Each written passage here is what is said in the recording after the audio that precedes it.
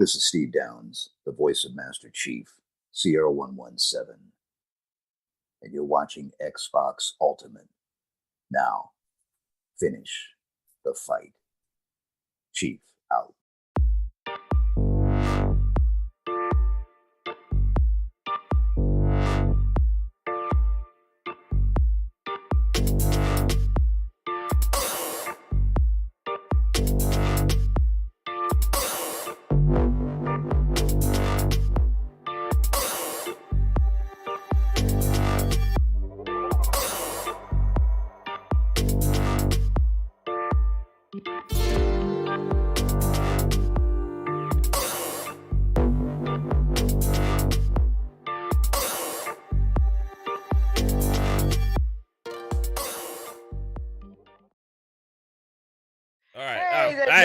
Took me too long to hit that damn button. Hey, everybody, what's up? We're live. This is Xbox Ultimate Podcast number 85. Ocho Cinco. Is that right, Sourblow? Am I close? Yeah, it's Yeah, you got it. We're at 85, and we have an amazing guest here who runs a Spanish-speaking podcast. That's why I'm acting like an idiot right now. And this is an awesome dude in the community. On more than one podcast also. He is actually on a Gaming Lobby podcast on his channel, on Sourblow Gaming, and also on Xbox International podcast, which is a podcast that has taken off pretty well right now. It has Crazy Louie, Mr. Joanna Dark, and some other amazing people on there too. So, dude, Sourblow, thanks for being here. What's up, man? How are you doing? Hey, thanks. Thank you so much for inviting me. I'm pretty excited to be here. And yes, we got Xbox International with Crazy and Silent Cypher. Brian Hopkins, yeah. So it's hard to remember everything yet. Awesome guy. And then we got the Gaming Lobby and my channel, which is a Spanish-speaking channel. We're trying to grow also the Spanish community there. Yeah, that's awesome. See? There's not enough of that out there, I think. Shut up, Psycho. Is that? When are you going to start your Greek podcast, Psycho? Then Zero or Dora, maybe Avrio. Yeah? I don't know. Sometime. Okay. We'll see. Cool. If I get, a couple of the Greeks, Zakir, and who was the other one? Oh, Special Mike. Who's the other one? Yeah. Shout out to Drawn TJ also getting us started off with some crazy super chats right when we're going live. He hit us one before we even went live. He said, with the $5 super chat, John TJ said, "Hi guys, just wanted to stop by and show support. I'll catch the show on demand." Well, John TJ, I guess you did stop back by, because then you stopped back by and hit us with a huge $20 super sticker. That is super generous, man. Thanks for stopping back by. And dude, I appreciate your support on this show, but not only just this show, the entire community appreciates your support and everything you do for all those shows. So shout out to you, John TJ. Thank you, sir. Yeah, we're going to have some fun. We got lots of fun topics to talk about. Right before we went live, we got more Halo info. So I know that's going to be Lupa's favorite topic. But we also have some other stuff. Twitter was acting a fool today. But before we get started with that, introduce the panel. What's up, baby? How you doing? First in my heart, Caitlin. What's up? Oh. Whoa. Hey. Whoa. You keep your euro to yourself. Yeah, I'm good. I'm just excited it's the weekend. It's felt like a really oh my God, yeah. the longest week in a while. It has. I don't know why. Are you okay, I think Psycho? He was just he said Euro, and then Psycho was thinking about his meat, and then it's just that's where he went. It just okay. I was gonna say like when you have a kid in school and it gets to that like last month until summer break. Yeah. You're kind of just like hanging on by a thread. Well, you just remember like a couple weeks ago when you left high school, Jasper, what it was like? Yeah, I was just like, fuck this place. Oh, right. Yeah. That's like me as a parent. Yeah, I hate school more as a parent than I did as a kid. I don't know what it is. I think it's because you have to still do the whole get up and get somebody else ready who doesn't want to go, and then drop them off, and then you're like, fuck this. Now you see why when we were young, our parents always get that out of bed. Yeah, and Always I'm up on my doing phone. more homework as an adult than I did as a kid. Yeah, I stick him with it, especially the math, because I'm terrible at it. You guys got that stupid ass Common Core shit in Texas? The what? The cum core? What'd you say? Common Core. Common Core. I don't know what you're talking about. No. Okay. Well, it's stupid. Trust me. Okay. Is After it like the show, a big test, a big district test?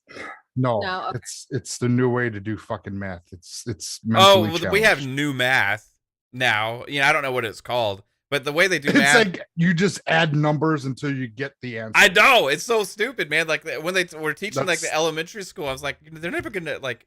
Do you expect them to like have to add up all these dots? Like, I mean, like, is this how you're teaching math now? Like, you got to have some memorization and train.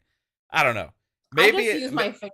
somebody so. incredibly smart probably thought it was a good idea, but No. It was a PTA mom that was like, you know what? My Billy is not good at school, so we need this Common My Core. Billy. yeah. Leave Billy alone. Yeah, that like the elementary school math stuff, like when they just start learning addition and stuff, is very, very different, But anyway, I don't know. I think. Sorry to all the Billies out there. Yeah.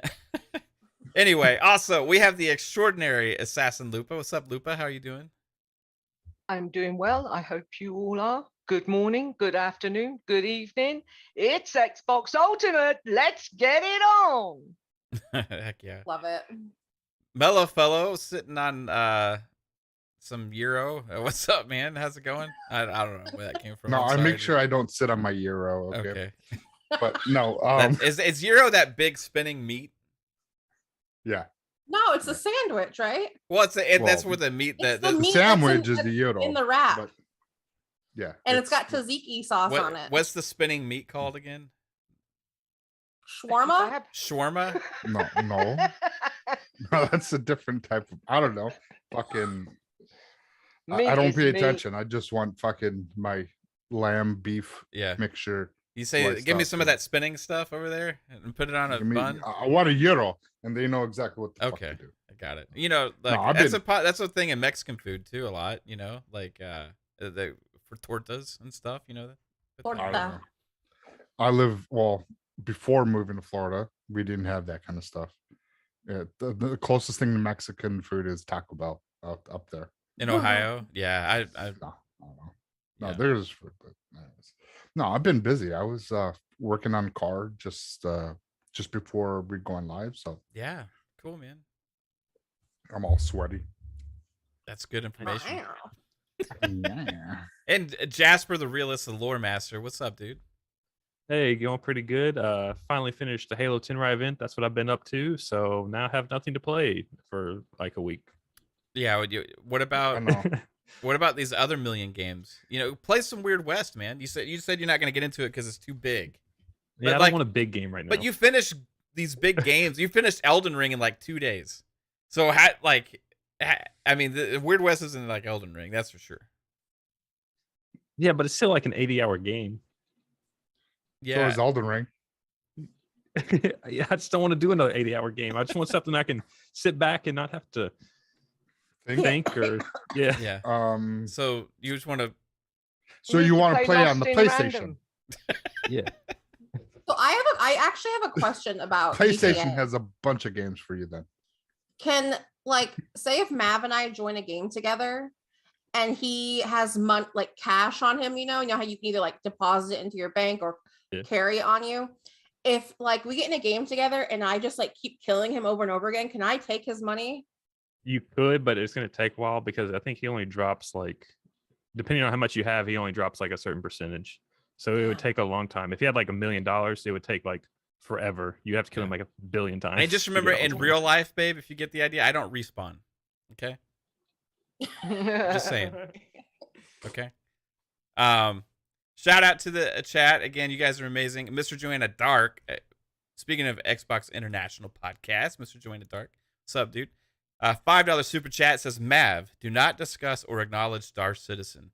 You do not want fake news on your show. Do not enable Sourblow. Behave, Sourblow. Are you like a Star Citizen supporter or like enabler? Have you been donating to the Star Citizen Fund that's lasted for like 15 years? You get your spaceship insurance yet? I initially got the starter pack, but after I haven't donated ever since. But Okay. they keep getting at me because of that. Yeah. Okay. Yeah. This is because so you were original Kickstarter for Star Citizen, I Yes. guess. Okay. I'm sorry. Well, I mean, it's playable in a playable way, sort of, right? Is that a thing? Sort of, yeah. Sort of. Yeah, I mean, it has an alpha that you can play. You can do, or you can actually do some stuff, but you know, it's pretty buggy. Yeah. Okay. Well, that sucks. We got I'm Starfield for that Maybe it'll come to Game Pass. No, I'm just kidding. now. Shout out to the chat for real. I saw, you know what? You know who was first? Was Silent Cypher, the name I left off of Xbox International podcast. I'm sorry, Brian. Shout out to Brian Hopkins, who was first in the chat. Then we also have Crazy Louie as well, who's getting ready for some kind of party. Oh yeah. Tony Grasso, Joe Dunmore, Focus Active. I estimate this will be a good show tonight. That's a good one. Also, again, John TJ. Let's see who else do we have here. Rick Payne. Stay away from my woman, Rick Payne. Then we got. Let's see who else we got here. Appa. What's up, Appa? Juan Castaño. APA. Apasa siempre. And then let's see who else. Jesse B. What's up? How's it going? Hi, everybody. All right. So let's get into some. Joe Dunmore. Hey, that's not Is in the bad. house. What? Good. That's good. That's actually really That's good, very dude. close. That That's is- very close, man. You know, you got the Very deeper close. voice like Mag has. So, Hmm. um, Thank you, so Vic. let's get into some of this interesting stuff now. I kind of want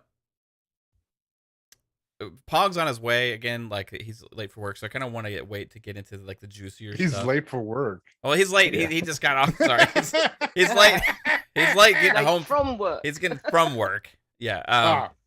But yeah, I kind of want to get some of these other little things first. So, hey, Ubisoft games are coming to Game Pass. We'll talk about that first. You know, I think Lupa is really excited about Origins hitting Game Pass, and I don't know if it's not coming to Game Pass along with that update, or I don't know if that update's out yet for Origins.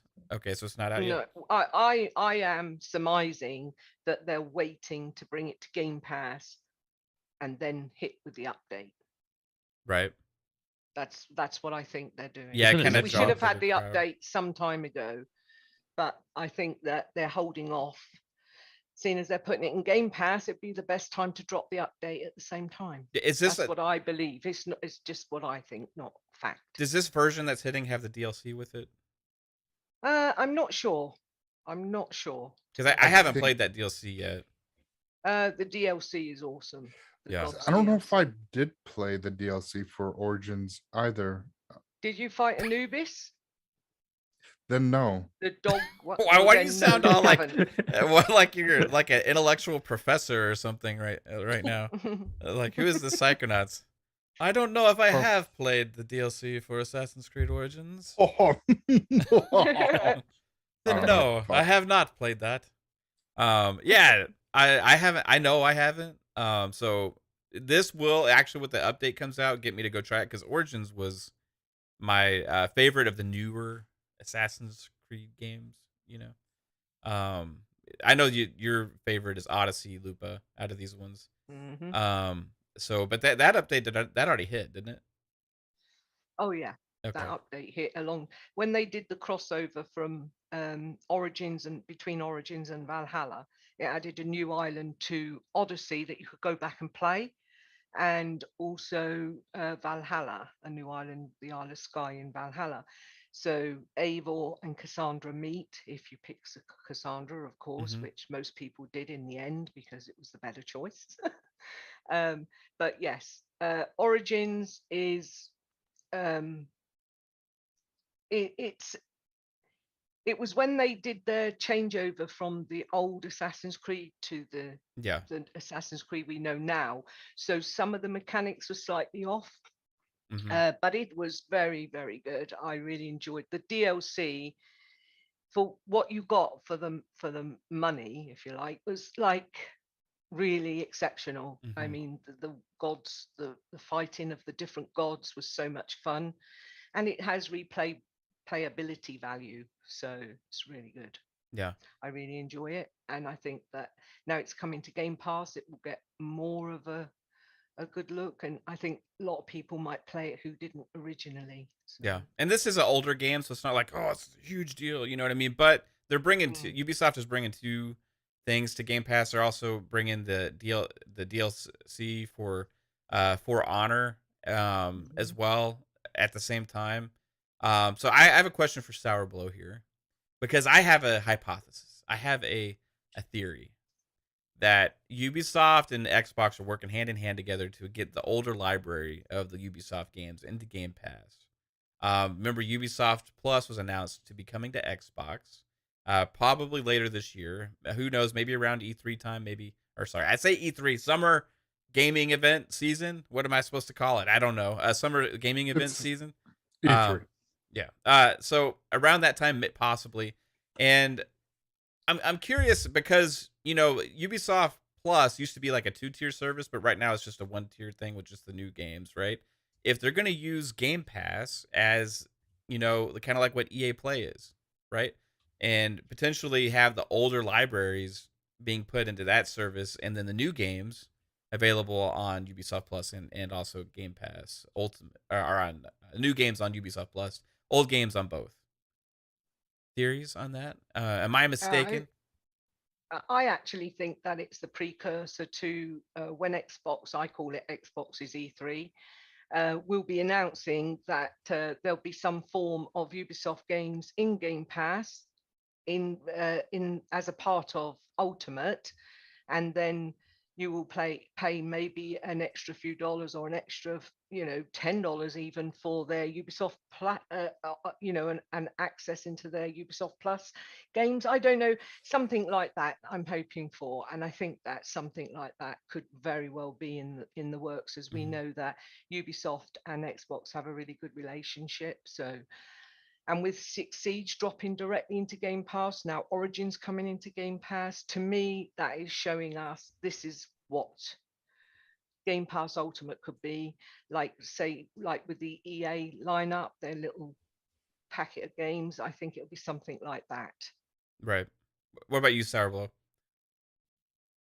I personally think that they are working on a deal, but I don't think they have anything set. And I think this is part of them trying out and seeing, you know, trying out with some games, seeing how the games will do in you know, in Game Pass and in, you know, in the ecosystem, and then they will work out some sort of deal. I think if they had a deal, now will be like a perfect time to announce it. So that's why I don't think they have anything settled yet. But I do think that they're trying different things. Like first, I believe they didn't have their service in console.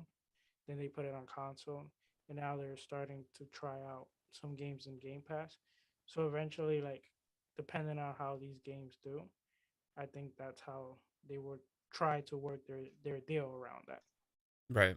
So you know, I don't know when, we don't know when Ubisoft Plus is coming, because they did, when they announced that earlier this year, it was saying the more information later this year, you know, and they didn't announce pricing yet for Ubisoft Plus, but we just, all we know is it's coming to Xbox, right? So as far as like as far as the old library, what's been surprising was when they made that announcement, they were like, but in the meantime, Rainbow Six Extraction is coming to Game Pass day one, right? And also, and then now this, you know, because they kind of made a little announcement about working with Ubisoft for these two games, right? So it's kind of interesting. What it seems like they're separating the Ubisoft games from the other games that are just in Game Pass, because they made a separate deal about these, and I think that's for a specific reason. Because otherwise, they've just been like, "Here's the Game Pass games coming out, blah blah blah." But instead, they made a big deal that these were Ubisoft games and put two of them, even though they're kind of older games, right? So I don't know. I think they're probably, there's some kind of like co-marketing thing going on there. And we'll see potentially what that lines up with. Pong Soul, welcome home. Good to see you all, fam. Good to see you, chat, as well. Good to be here on Xbox Ultimate. Someday I'm going to be a big boy podcaster, and I'm going to have a real computer, and it's going to work out great. One of these days, that's going to happen. One of these days. Great to see y'all. Happy Friday night, everybody. What are we talking about? I was just talking about. I wanted to leave the big. My dogs. gyro. I wanted to leave the big dogs for when you got here. So we were just talking about the Ubisoft stuff a little bit, Oh, okay. Cool. Yeah, Assassin's Creed Origins, and we talked a little bit about it on PM and the PM about like possibly, what's going on with how they separated the announcement from the rest of the Game Pass group for those two Ubisoft games, and are they going to start using Game Pass as kind of like their Ubisoft lower tier of, Dear and- gaming in the house. Let's Oh, get man. real. a dealer gaming with a huge $20 super chat. Thank you, dealer. Amazing guy. He says, yo, real chat. Sup, panel? What's up, dealer? Jesus. Jesus. That's right, dealers. No bots in here, brother. Nope. Yeah. No robots. This may be an Xbox Beep, beep, channel, beep. but no bots. All right, let's go. There's only one cardboard cutout, and he's like standing right beside me right here. Why'd you move him? Because I was cleaning my room and I didn't And remember I told exactly. you where to put him. Well, I was cleaning and I didn't put it back in the exact right spot. You never do. See, this is what she's like all the time, okay? I mean, like, if I don't put a chair back in the right spot in the house, if it's not angled perfectly, I mean, No, that's not it. It's that you pull a chair out and you don't even push it back in at all. well, That would annoy the shit out sometimes. of me. Context All people. the time. Sometimes. No. Back to Like, gaming. stop being dirty minded. It's just like, Anyway, like, Pong, do you want to add anything to the Ubisoft stuff? I mean, I don't know what's been said, but I'm assuming you covered it like we did last night. Obviously, again, when we talked about it, the feeling, again, there's different couple ways that you can look at it as far as why Ubisoft at this point, after they've already announced Ubisoft Plus is coming to Game Pass, or to Xbox, I should say. We don't know if it's coming to Game Pass, why they all of a sudden would put more games in there. But obviously, again, you can look at it from the standpoint, they want to draw interest. They want to get people kind of that mental hook in them, even though, again, as I said last night, everybody already knows if they like Assassin's Creed. Chances are most gamers have touched Assassin's Creed at some point. But it still is that mental hook that they get into you. So they give you these games, you're playing them on Game Pass, then, E3 time, around the showcase time, whatever they decide, all of a sudden they announce, well, Ubisoft Plus is coming to Xbox and it's going to be, X amount of dollars, or it's going to be included with Game Pass Ultimate, however they work it. And it's just a natural thing where you go, well, yeah, now I'm playing like Assassin's Creed Origins, or, now I got really into For Honor. So yeah, of course. And I get all these other Ubisoft games. Yeah, just add it onto my subscription, right? It's that mental hook. That's one way to look at it. Another way is that they're still working out the contract details with Xbox. Phil and his team could still be trying to get Ubisoft to do some type of vault like EA. Right. So that they can include at least the older stuff in, like, let's say Game Pass Ultimate, just like EA Play is right now, and then a separate, subscription, a reduced rate for the full package of Ubisoft Plus. So they could still be looking at gauging numbers, right? And gauging engagement and downloads and all that kind of stuff that goes into those contracts by putting some more Ubisoft games in there to see how they perform. That certainly could be another possibility as well. Either way, again, we as gamers, we all win. So, the thing that I'm looking forward to is Origins is supposedly going to get that 60 FPS patch that Ubisoft has been so great at doing. And I imagine that's going to come at the same time that it launches into Game Pass, which is supposed to be in the next couple of months. So that's going to be amazing. And then For Honor, getting the whole expansion is sweet. Again, I will jump back into For Honor now that they're offering that full, the Fire expansion. Again, I forgot the name, even though we just went over it last night. The full expansion, now that they're adding Marching that. Fire, is that it? Marching Fire, Yeah, yes, thank I you. remembered. Yeah, good call. Your brain's working better than mine. So yeah, I'll jump back into For Honor. I played it on PS4 on launch. But again, like I told Mav last night, it's one of those games because the combat is deeper than you think it is. If you don't play it a lot, you're going to get smoked, man. That's all there is to it, because the people still playing that right now are pretty hardcore, and they're really good. And so, but with the expansion, with other people jumping in because it's going to be in Game Pass, I'll jump back into that again and see where they've gone with it, because I'm really interested. So win-win for us as gamers for sure, but nothing but good stuff. However they choose to get Ubisoft into this ecosystem, whether it's an add-on, whether it's, they work out some kind of tiered system where part of it is in Game Pass, we still win because it's an option for us at the end of the day, right? And so again, if you love Ubisoft games and you see value in it, you're going to get it. And it's just one more easy way to enjoy the content. Period. One other thing about the Ubisoft thing that came out that no one noticed really is they shut down a bunch of servers for a lot of their old 360 games right at the same time as this came out, but this was kind of sidelined under all the bigger stuff. So I'm wondering if maybe they're just getting rid of some games so they don't have to support them in their new service, so they're just shutting down some of their older 360 titles as well. It could be. It certainly could be. Again, it could be preparation for some kind of vault. I mean, who knows? Interesting though, for sure. I did not know that, Jasper. Yeah, it was Assassin's Creed 2, 3, Brotherhood Revelations, Beyond Good and Evil, Blazing Angels 2, Far Cry 3, Just Dance, 2014, Rabbids, Alive and Kicking, and Smurfs 2 was all the shutdown games. Not Smurfs 2. Yeah. I mean, all the other ones, fuck off, but Smurfs 2? I was about to go back and get 1,000 on that. Yeah, I'm sure if that one hit Game Pass, that the servers would just go crazy on that one. They'd have to start adding them and all that shit. But maybe all of this addition to, Game Pass is one of the reasons that Xbox is selling so well, and Aaron Greenberg and some of the other executives out there were like, hey, this is cool, a site shared some estimated numbers that shows that we're doing way better than we've ever done before, including the best gen for Xbox to a lot of people, the 360 era. But then they got kind of killed for that. A lot of people out there don't like the fact that, they just quote tweeted some VG chart stuff, created some kind of controversy out there because I guess it's not allowed. You're not allowed to do that. You're not allowed to talk about unofficial numbers.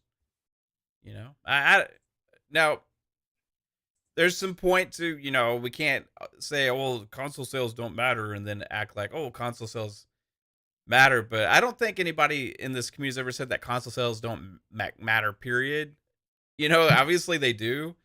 Why can't we do that though? Why can only the clowns do it? Why can't everybody else? I don't know. They do it with everything else. Why is that off limits when everybody else decides that's the rule? They're the superior race, Pong. Well, here's the thing. All right, so well, they think they are. Well, we all know these numbers have been used and thrown in people's faces from this same website, from gaming journalists, and from people in the community for years and years and years, right? Years. Now Xbox has some positive traction and people start to mention the numbers and celebrate. And in comparison over their own console, nothing console warish about this shit at all, right? It's not like they were saying, hey, in about 2 weeks, Xbox is going to surpass PS5 in the US. I'm saying that, not Xbox, right? But those numbers were, just being utilized to kind of give an estimation of how they were doing compared to the past. And you know what? It's really good news. And it's okay for people to say that. But I guess to some it's not. And some it's like, fake news. It's bullshit. So where's this? And even from some gaming journalists out there that went on a block fest today. They had a block party. Anybody that kind of disagreed today a little bit about past comments. So where's this coming from? Sourblow, did you notice any of this today on Twitter? Oh yeah, I noticed it. It's funny. Last night I was actually invited to a Spanish speaking podcast, Yeah. and we were actually talking about this, and we kind of got in. It wasn't really an argument. We were just speaking as gentlemen, and apparently they still think that Game Pass is still it's still losing money. It's Oh, so that yeah, they're not still in going the anywhere, right. and all this shenanigans. And I'm like, it's amazing with you guys. Like, keep moving the goalposts every time something changes, and it's the usual. Yeah. It's yeah, it's amazing. I kind of sense a little bit of panic here. Not from the panic of like PlayStation is going to do bad now or anything like that, but from the panic that they're losing one of the biggest arguments that they've had, Yes. and that is console sales, right? Because to Xbox, console sales don't even matter as much as they do to PlayStation, right? Because yeah, that's not their goal. yeah, and on Xbox you can access it from a PC, you can access it from mobile, you can access it from who knows where. You can play it on a damn refrigerator, right? And you can play all these games all these different places, and so the console becomes like, okay, that's one of the best places to play. That is the best place to play, in my personal opinion, is on an actual Xbox console. But the argument for them was always like, nah, it matters. It matters, more than you think it does. It matters a lot. And if they're not selling consoles, it doesn't, then they're in last place and they're not making any money and everything's horrible and they're still in threat of going out of business and all this stupid shit that we've heard. But it turns out, even with Game Pass, even with all these other devices to play on, even with this Play Anywhere whole system with 2 SKUs that's supposed to ruin all of next gen and everything, guess what? They're selling really well now, and there's more availability, right? It's not against PlayStation that they don't have enough consoles out there. It's chip shortages, and also bad foresight to not have the same kind of model that Xbox went with, But at the same time, man, it's okay to like say, hey, we're kicking ass right now. If you're an Xbox exec, happy, celebrate with the community a little bit. The Xbox is back on track, not only with everything else they're doing, but also with selling the hardware, right? Because that is a sign of positivity and good health for Xbox, right? Well, I gotta say, someone that came from PC. Like, I used to play Yeah. MMOs and all that, and I jumped into Xbox because I wanted to play Sea of Thieves with my friends, and they didn't want me playing on PC because they felt that it was a little bit too much advantage for PC right? players, which it is. And I tried Game Pass and I fell in love with Game Pass. And after seeing my trajectory through how I fell in love with Game Pass, then I tried the ecosystem, and then I saw how good the ecosystem is. After hearing, how bad it was from many of my friends that has, the other console, I think to myself, a lot of people say that Xbox strategy isn't to sell console, but then again, is it? I mean, because like they have a perfect strategy, because it's like you try the ecosystem, even if you try it on a phone, but once you try it, you want more and you want better, so you do Mhm. the upgrade, and then you keep upgrading. Because I bought the cheapest Xbox. I bought the Xbox One S, and then Yeah. I wanted a better experience, so I got the Series S, and now I got 2 Series S, and I want a One X. I just didn't have the chance to get one, but I eventually. Oh, I'm sorry, a Series X. Yeah. So I'm eventually gonna jump into it, and I also have my PC. So when I want to play on my PC, I also play on my PC, and I think I have a lot of friends like that have jumped around, and I feel that the value they're throwing at you, it's insane. I still It's hard to sometimes pass don't up, even right? believe. Yeah, it's hard to pass up. I still don't believe sometimes that I'm only paying $15 for everything I'm getting right now. Yeah. And it's like, you as gamer, you want the best way you can play games. So that's why you do the upgrade. So this all adds up for sales. So I think, even though they say their target is not sales, but at the same time is working for me, for I think it's working for them, and they're gonna continue to get more sales. Yeah, I agree, man, and also availability too. Like, having the Series S out there at the lower price point, gives people like, like you said, like you weren't able to get a Series X, right? But you got 2 Series S's. You know what I Yes. mean? So those were more obtainable, like a cheaper, more easy to like. Okay, I'm gonna Entry swallow model, that right? pill and spend $300 and get one. You know what I mean? So there's a reason like their sales are doing so well. And BG charts is not exact, right? It's an estimate, and they clearly say it's an estimate on their site, and then nobody out there is saying like these numbers are 100% correct. You know what I mean? There's also a narrative with a lot of Xbox games that I feel that once people that haven't actually played them, they play it, that will change a lot of their Mhm. perception. Because I had a really bad perception about, Xbox and their game. What was driving that? Just people like hearsay and talk, you think, or? Yeah, like friends, like for example, my brother, he just changed like recently, Mhm. and now he loves Xbox. And he always used to tell me how PlayStation was so much better, but he never played Xbox. And it's like everyone tells you like, oh, this game, like for example, Rise Son of Rome. Mhm. I heard the game wasn't a good game.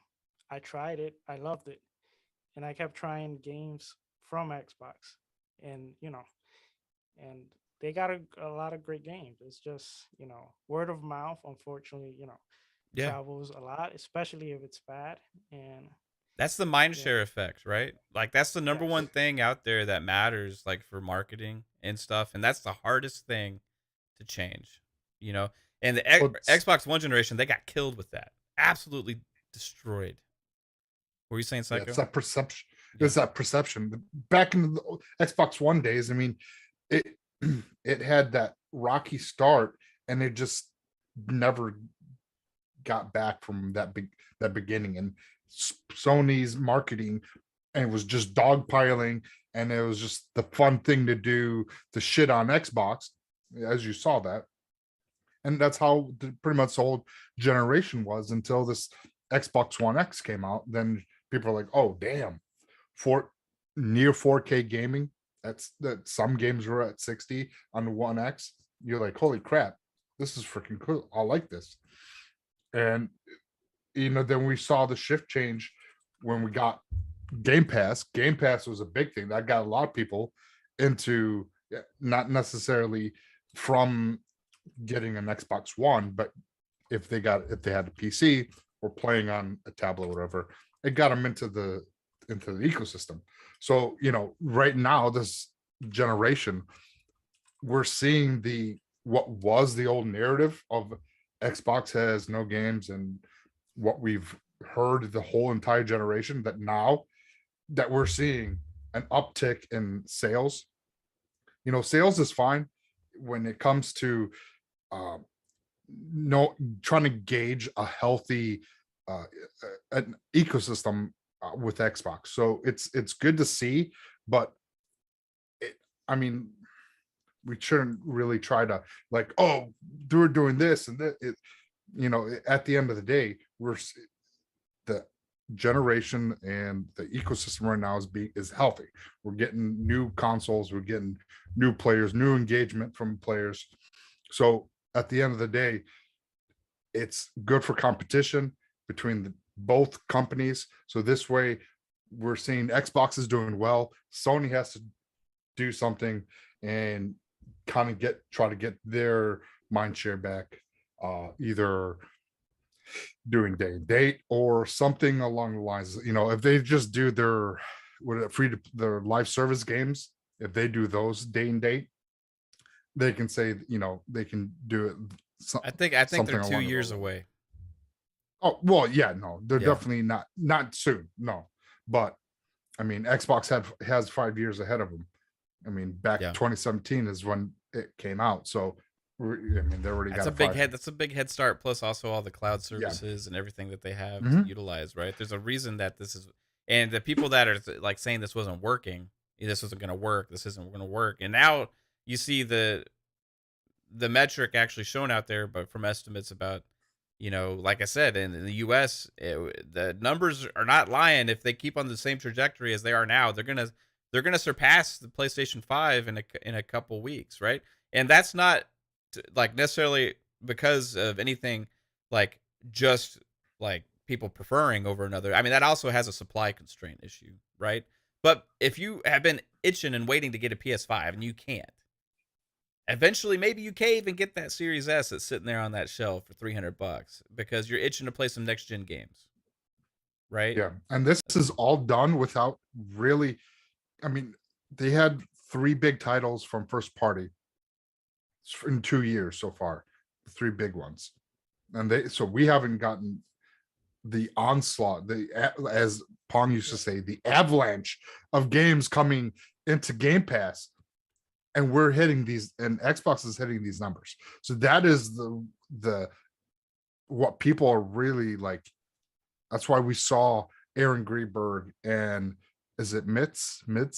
No, Josh Muncy when he came out and he was like, they were saying that these are the numbers. They were just saying they love seeing the growth and all that. Yeah. So I mean, the outcry that we saw, it's like, listen, don't be salty that there's positive news coming out of the Xbox land, and just let it go and see what happens. If you don't like it, then don't say positive anything. news brings out a lot of weird stuff from some people. You know what I mean? Like, Well, Clown College semesters are coming to an end, so you got to get your final projects out. Okay, it's finals weeks. It's finals. Crazy Louie with a $10 super chat. Dude, you're amazing, Louie. Thank you so much. He says, "Hey fam, have fun. Pick on Sourblow for his bad driving in Forza, and also his son gets the most Halo kills than him. Heading to the party. Have fun, guys. I hope you have a great time at the party, Louie. And Sourblow, your driving sucks ass, and your kid gets more kills than you, so that means you also suck ass at shooters. So I don't know if that did justice, Louie, but we'll let it go there. Lupa, I mean, I think it's okay that they like celebrate, like, even sharing like something like VG charts, which isn't like an official thing. And they're just saying, hey, like, this is awesome that our, the growth, like, look where we are compared to the 360, do you see any issue with that, Lupa? I just think all this fanboy stuff is a load of rubbish. Mm-hmm. It's old, it's boring, it's stale. I don't get involved. Sharing a chart that old is ridiculous. And also tweeting a retweet of Aaron Greenberg way back then. I mean, we're in a different era now. Get used to it, PlayStation guys. It's the way it is. And like my son even said to me the other day, "Oh my God, you've done it, Mum. You've turned me. I'm in. I'm all in. PlayStation's not ripping me off anymore." And so it's another convert. But like, he was PlayStation hardcore, so now he's Xbox hardcore. But like, I think that overall it's a ridiculous pastime. They're all getting jittery, they're stuck in a corner, they're crying, they don't know how to bash their way out of a wet paper bag, and they keep bringing up stuff that they can't substantiate, and so they just keep making it worse for themselves. Just shut up, enjoy the competition, because while the competition is happening, us gamers win, and that's what it's all about at the end of the day. What's best for us, not what's best for 2 big corporations. I just want to know who's scrolling through Aaron Greenberg's Twitter to go back 11 years and find a tweet. No, it's probably, you got to think they saved it on their phone or something, or had it ready in a folder. I'm waiting for the right time to post this again. It's got to be stuff like that. I don't really understand. Now, it's not saying that the sales numbers are accurate either. Like, they're not like they're going out there, hey, look at these Xbox official sales numbers produced by BG Charts. You know what I mean? They're going out there just being like, hey, like, this is positive stuff, and I would say that if anything, like, them retweeting that may add a little credence to, at least it's in the same ballpark, You know what I mean? Like if it was like 8 million consoles off, like they're not gonna sit there and share that. You know what I mean? Which that's never gonna happen. They're not gonna be that far off. You know what I mean? I think the furthest they are off, which got brought up a lot, was like 1 million consoles because they underestimated the shortage of for supply for PS5. And even then, you're talking about 15 million compared to like 14 million. You know, that's still like less than 10% off. You know what I mean? That's still fairly close to the projections, you know, of where they're at. So I don't really, I mean, it's not a huge thing. And especially, you know, that this thing is just like an estimate website. It's been used for years for many people to talk about for like console war bullshit and stuff, but also game companies also look at it, just kind of like keep an eye on like, hey, well, this is kind of cool where this stuff is doing. You know, you got media members that do use it, some refuse to as well, you know. I just think it's weird that all of a sudden gaming media, and a few in particular that have had doomsday scenarios in the past for Xbox, all of a sudden think that it's not okay to share anything regarding positive news. You know, people that aren't using it for console war BS. You know, I don't like when VG charts is used for console war BS. Like, oh, look how many more copies this game sold than your game sold, and all that kind of shit. You know what I mean? But like, if you're using it for like, hey, this is some positive stuff, like there's nothing wrong with that, you know? Yeah, I don't even trust that stuff unless if like the publisher comes out and it's like, we sold 3.5 million copies or whatever. Like, okay, I'll trust that number, not just like VG charts. Exactly. You know what I mean? Official numbers always trump like VG charts for sure, you know? Shout out to Micah, coming a member again. Appreciate you, dude. Also, well, no, see, I already got that Louis super chat, didn't I? Yeah, okay. Shout out to Noof Nukem, had his last episode of Gaming After Dark the other day, for a while at least. Shout out to you, Noof. K-Med, what's up, dude? Vic the Click. Outbreak Podcast, Dave, how's it going, man? Obi, what's up, dude? Sorry if I don't get everybody, guys, but appreciate you all being here. Pong. Yeah. We DM'd a little bit about this. Yeah. What do you think? Well, first of all, it was very rude of me not to say hi to Sourblow. Sourblow, it's fantastic to have you here, sir. Very, very rude of me not to get that out of the way. So rude. I know exactly. Second of all, when I'm in the captain's chair, I don't miss any names in the chat. Just so remember that, everybody out there. So if Mav missed you when I'm running the ship, it doesn't happen. Just so you know. That's true. Hey, look, when it comes to this is ridiculous. Okay.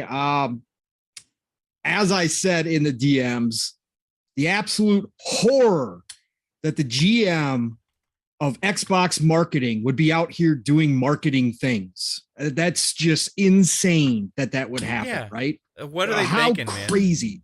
Hey, how about all you clowns?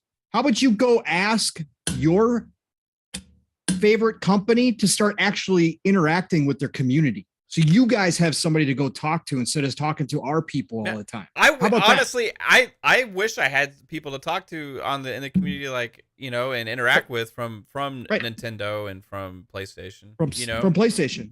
Why don't you go check them out and go ask them why they're not talking about their stuff? How about that? Look, when it comes, they attack their own PlayStation developers. That's probably correct. Why.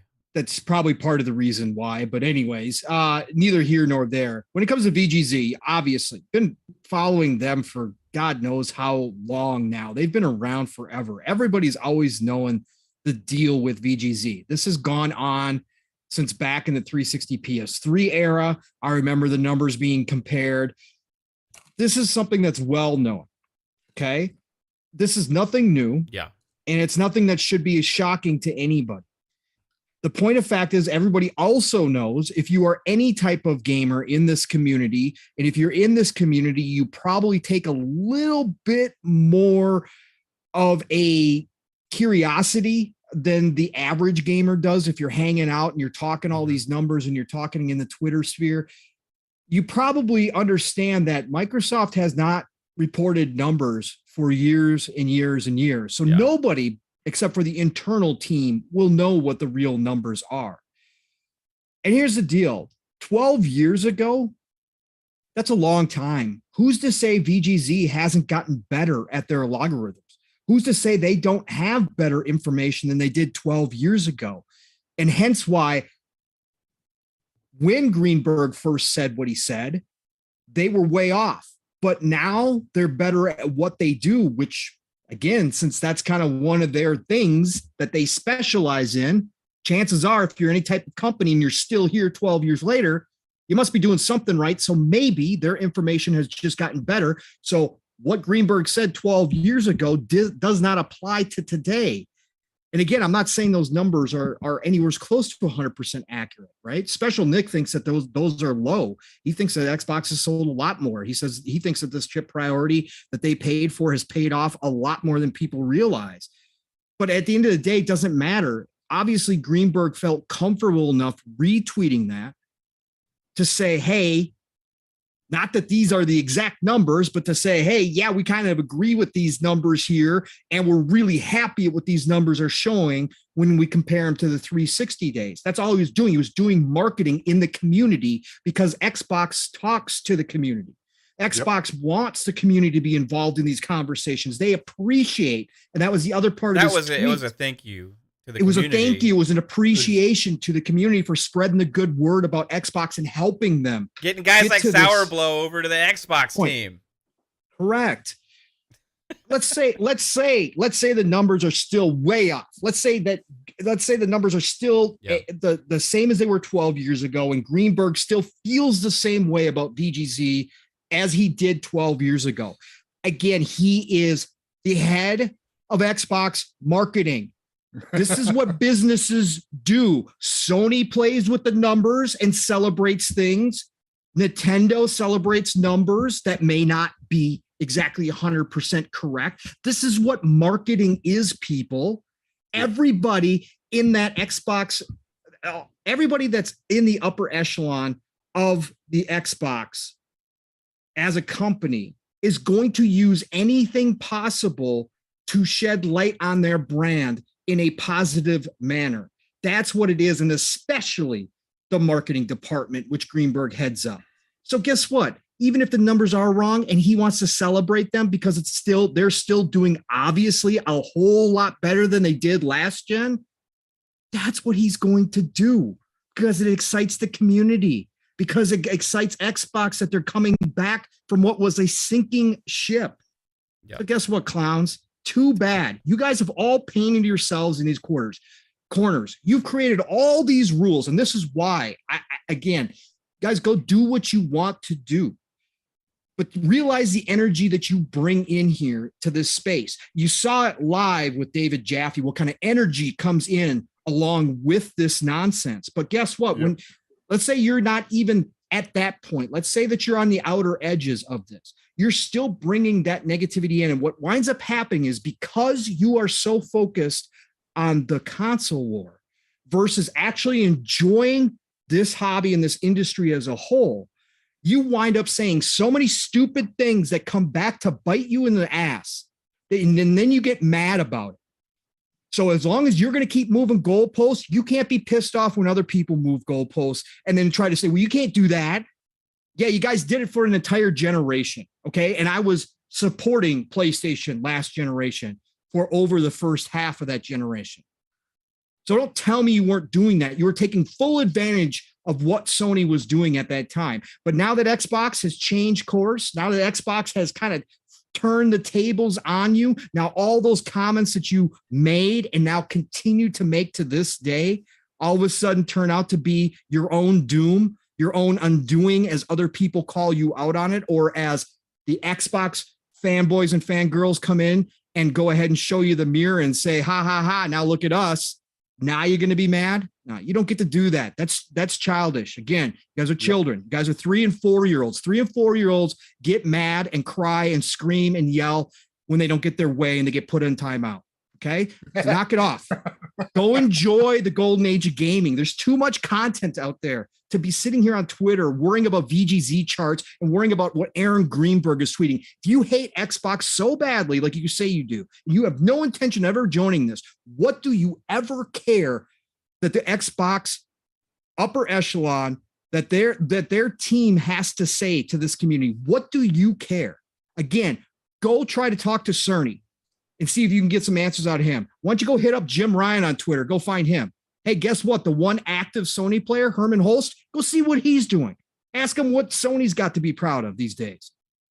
Stop coming over to this side just because you think it's funny or because you think you need to get your digs in. But then when that gets returned, that fire is returned on you. Now you're pissed off, and now you got to go ahead and get all mad and go back 12 years through tweets and find something to call out hypocrisy.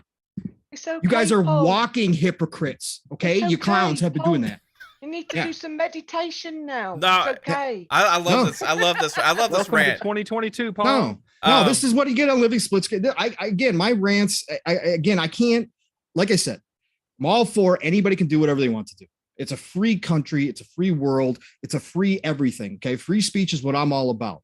But again, I'm an energy guy, and just realize, even if you don't believe in anything, that stuff comes back to bite you every single time. And now we're seeing it time and time again.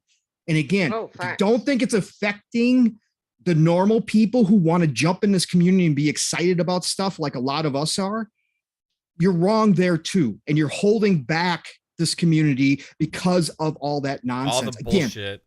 all the bullshit. There's fun. There's people who do it right. There's people who just have a good time. There's people who spend their time calling out other fanboys. That's okay. I don't have an issue with that. But when it gets down to this level and you're going after Aaron Greenberg because of a tweet, and you're trying to call out him saying, oh, why are you doing this? This is hypocritical. Look at your old tweet from 12 years ago. When he's trying to celebrate and thank the community, you guys look like spoiled brats, period. Point blank. You really do. You're entitled spoiled brats who think that they should always get their way, and they don't anymore. Well, it's And almost that's like why they you're want to upset. discredit anything that They do. can be positive because it's taking away Yes. the talking points, right? Right. Every little checklist of dots that they've had, like the little bullet points they've been using over the years and years about, oh, well, PlayStation's better because Xbox doesn't have as many games. sales. Xbox has no Xbox games. got no games. Xbox is less powerful. Xbox is less resolution. Xbox is blah, blah, blah, blah, blah, blah, blah. Xbox, The fuck load you. screens. Right, so The load screens all are that slower. shit. All that shit. Every single one checked off. Boop. No, you can't use that anymore. Next one. Boop. Can't use that anymore. Next one. Boop. Yep. Can't use that anymore. What's left? The last thing that's left. Their holy grail. The holy grail of the fucking console war is fucking console sales. That's the last thing they got. And they're clinging to it like a fucking, like they just can't let go. That's the last I don't piece. think- That's I the don't last think piece Xbox to the cares puzzle. about sales. They They don't. don't care That's about the sales. amazing They take thing. a hit on their hardware. Well, I mean, they every care time. somewhat, but they care Yeah. because it brings people into the ecosystem, right? Yes, they- but also they don't actually base their whole foundation. No. on That like Is- PlayStation sales are because way more they important. always, yeah, for sure. And that the reason that is because that's all they've got left. Yep. Yeah, I just find it funny that they're talking about, Greenberg being a hypocrite, but here comes Jim Ryan and we believe in generations and all this other shit, this whole narrative, even for the PS5, not even 2 years ago, this whole narrative that they had, and it blew up because they're like, well, what about, I thought we believed in generations. Oh, no, we care about that, but we don't care about old games. What are they doing now? They're giving you old games again on their Spartacus streaming service. So their narrative, everything that they had is, like you said, is gone. It's going away. Sales is the last thing. And even that now is being threatened. And now that's why we're seeing Within this a month, freaking- Xbox is going to be ahead of PS5 in sales in North America. could very, very well be. They're 120,000, according to estimates, right? This is not official numbers. According to estimates, they're about 120,000 below right now, okay? If the numbers are accurate, right? In the last few weeks, in North America, it's been about 70,000, 50,000 plus each week, right? If this trajectory continues, which there's no reason to think, because you still can't find a PS5 anywhere, right? This is not a knock against. This is not a knock against PlayStation. They're just not available, right? Scalpers got them all up. They're hidden in warehouses and they're trying to sell them for $1,000 a piece. They don't have them in the stores. You can go out and buy a Series S for $300. You can almost buy 2 Series S's for the same price as you can get one PS5, right? And then you on top of that, the whole thing with buying games, $70 games versus Game Pass, all that shit, right? So you add it all up. The numbers don't seem like they're going to change anytime soon. Within a month, that's my bet. VG charts will probably say that Xbox in North America is selling more than PlayStation. What's the other category that they're doing well in? It's not the EU, but is it just overall? Xbox has caught up in the market in Europe as far as the sales numbers look. They're kind of catching up. North America. It's about half and half. They're leading in sales in North America by quite a bit each week. Yeah. But in Europe, it's about 50-50. PlayStation's leading in Asia, but those are smaller markets, right? So the numbers add up right now to where the last few weeks, each week, the VG charts has said like 30K to 40K positive for Xbox over PlayStation and global sales as well. So they're catching up globally, but at a slower pace than North America, right? I still think by the end of this year with Starfield and Redfall and all these other things, if they can keep this supply like it's going right now, it's going to be a real interesting conversation come early 2023 about where the consoles stand. Now, do I actually give a shit? No, because I'm gonna I want to play both, right? But that narrative is gone. That's the point. Like that narrative, that whole talking point of like Xbox being like number 3 or number 2 is fucking gone, right? And not only is that gone, but it's less important for Xbox than it is for PlayStation. Not only that, all the different places you can play within the ecosystem and purchase shit within all of these different devices and stuff to on your Xbox games, but they have like 30 million Game Pass subscribers almost. You know what I mean? 25 plus at least. I mean, 25 was the last public number, so it's probably closer to 30 million right now. So they got 30 million Game Pass Ultimate subscribers, right? So all of these people and all this money is being generated is making more money on that service. So for every consumer you get on Xbox, it's pretty valuable, right? So it's just overall the strategy is working, right? The naysayers and the people that were like, hey, Xbox is going to be out of the game in a few months, back in 2017. There's no hope, pretty much written in the cards what's going to happen. Guess what? They came out like a flying fucking bat out of hell and did everything they did the last 5 years to the point that they've had this amazing comeback. And there's a lot of gaming media who basically had their careers based on talking about how bad it was and that they're never going to come back and all this bullshit and stuff. And they don't like it either right now, right? And you even seen some people get called out on Twitter again. Kind of go on a block party and go even Jeff Grubb himself even posted a tweet saying like, hey, VG charts has gotten better, right? Right. And then you have another journalist go after Jeff Grubb for giving credibility to VG charts. Like, I don't know. Look, that's the other part of it though, Matt. That's the other part of it though, right? That's exactly another piece of the puzzle is because not only did they get to run rampant last generation, and I wasn't even a part of this community. I've heard the war stories from that time frame. But not only did they get to run rampant and say whatever they wanted to and start all these channels that got all popular and all this kind of stuff, but they also had the media on their side. And the media was actually lifting them up even higher because they had it's not just us, not us fans saying all this. Look, it's IGN, it's all these big names in the gaming world the gaming space as far as media goes, doing the exact same thing that you just talked about. And guess what's happened now? Now, again, They look like because idiots. things have changed, right?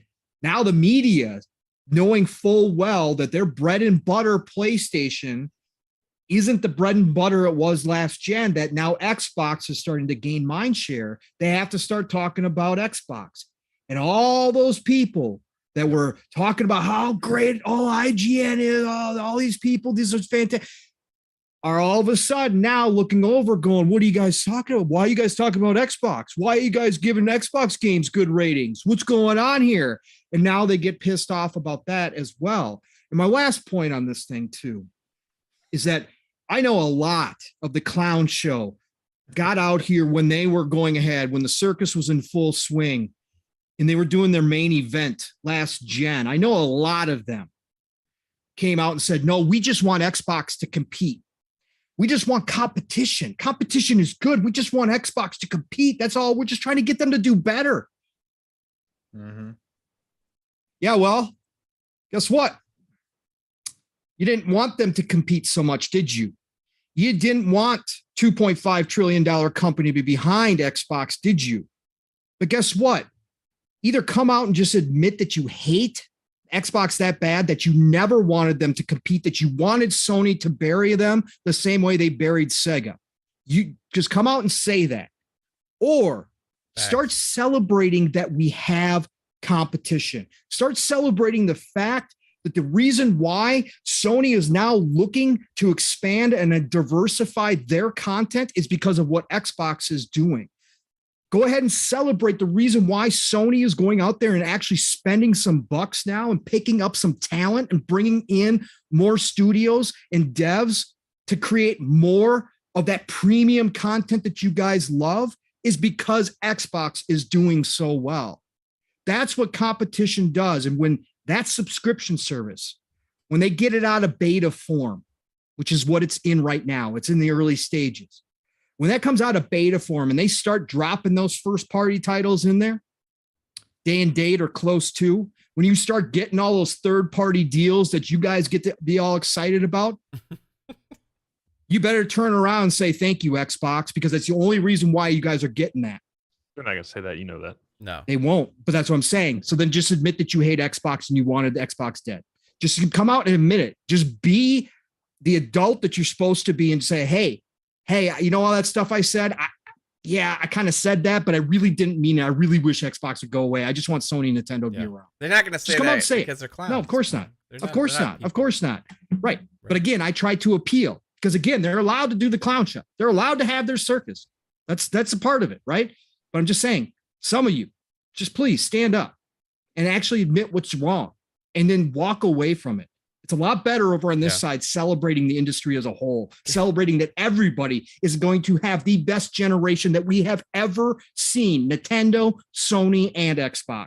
This is going to be the best generation of all time when it's all said and done, as long as we humans don't screw up the I entire can't imagine world, that but moment of self-reflection when that, No. like, when that like crazy fanatic like Sony guy goes to the mirror and they look at themselves and they realize, I'm a loser. What have I done these last 7 years of my life? And why did I feel this way? And then they start crying, in the mirror. And then they look around and they go to the store and buy I an think Xbox. if you go that long into delusion, you just don't even look in the mirror at that point. think so? You don't. You know? No. Don't look in the mirror at that What do point. you just No. smash it when you walk They're by? too deluded. They're like, I don't want to see my reflection. I Hey- can't look at myself. Hey, babe, do you have anything to Okay. add? Can I play Fortnite? No. She's probably playing Fortnite.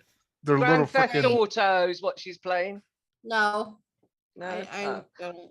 What is that? Is that Light Bright or the Rainbow? Yeah, that's Bright? Rainbow Rainbow Bright Bright. back there. Okay.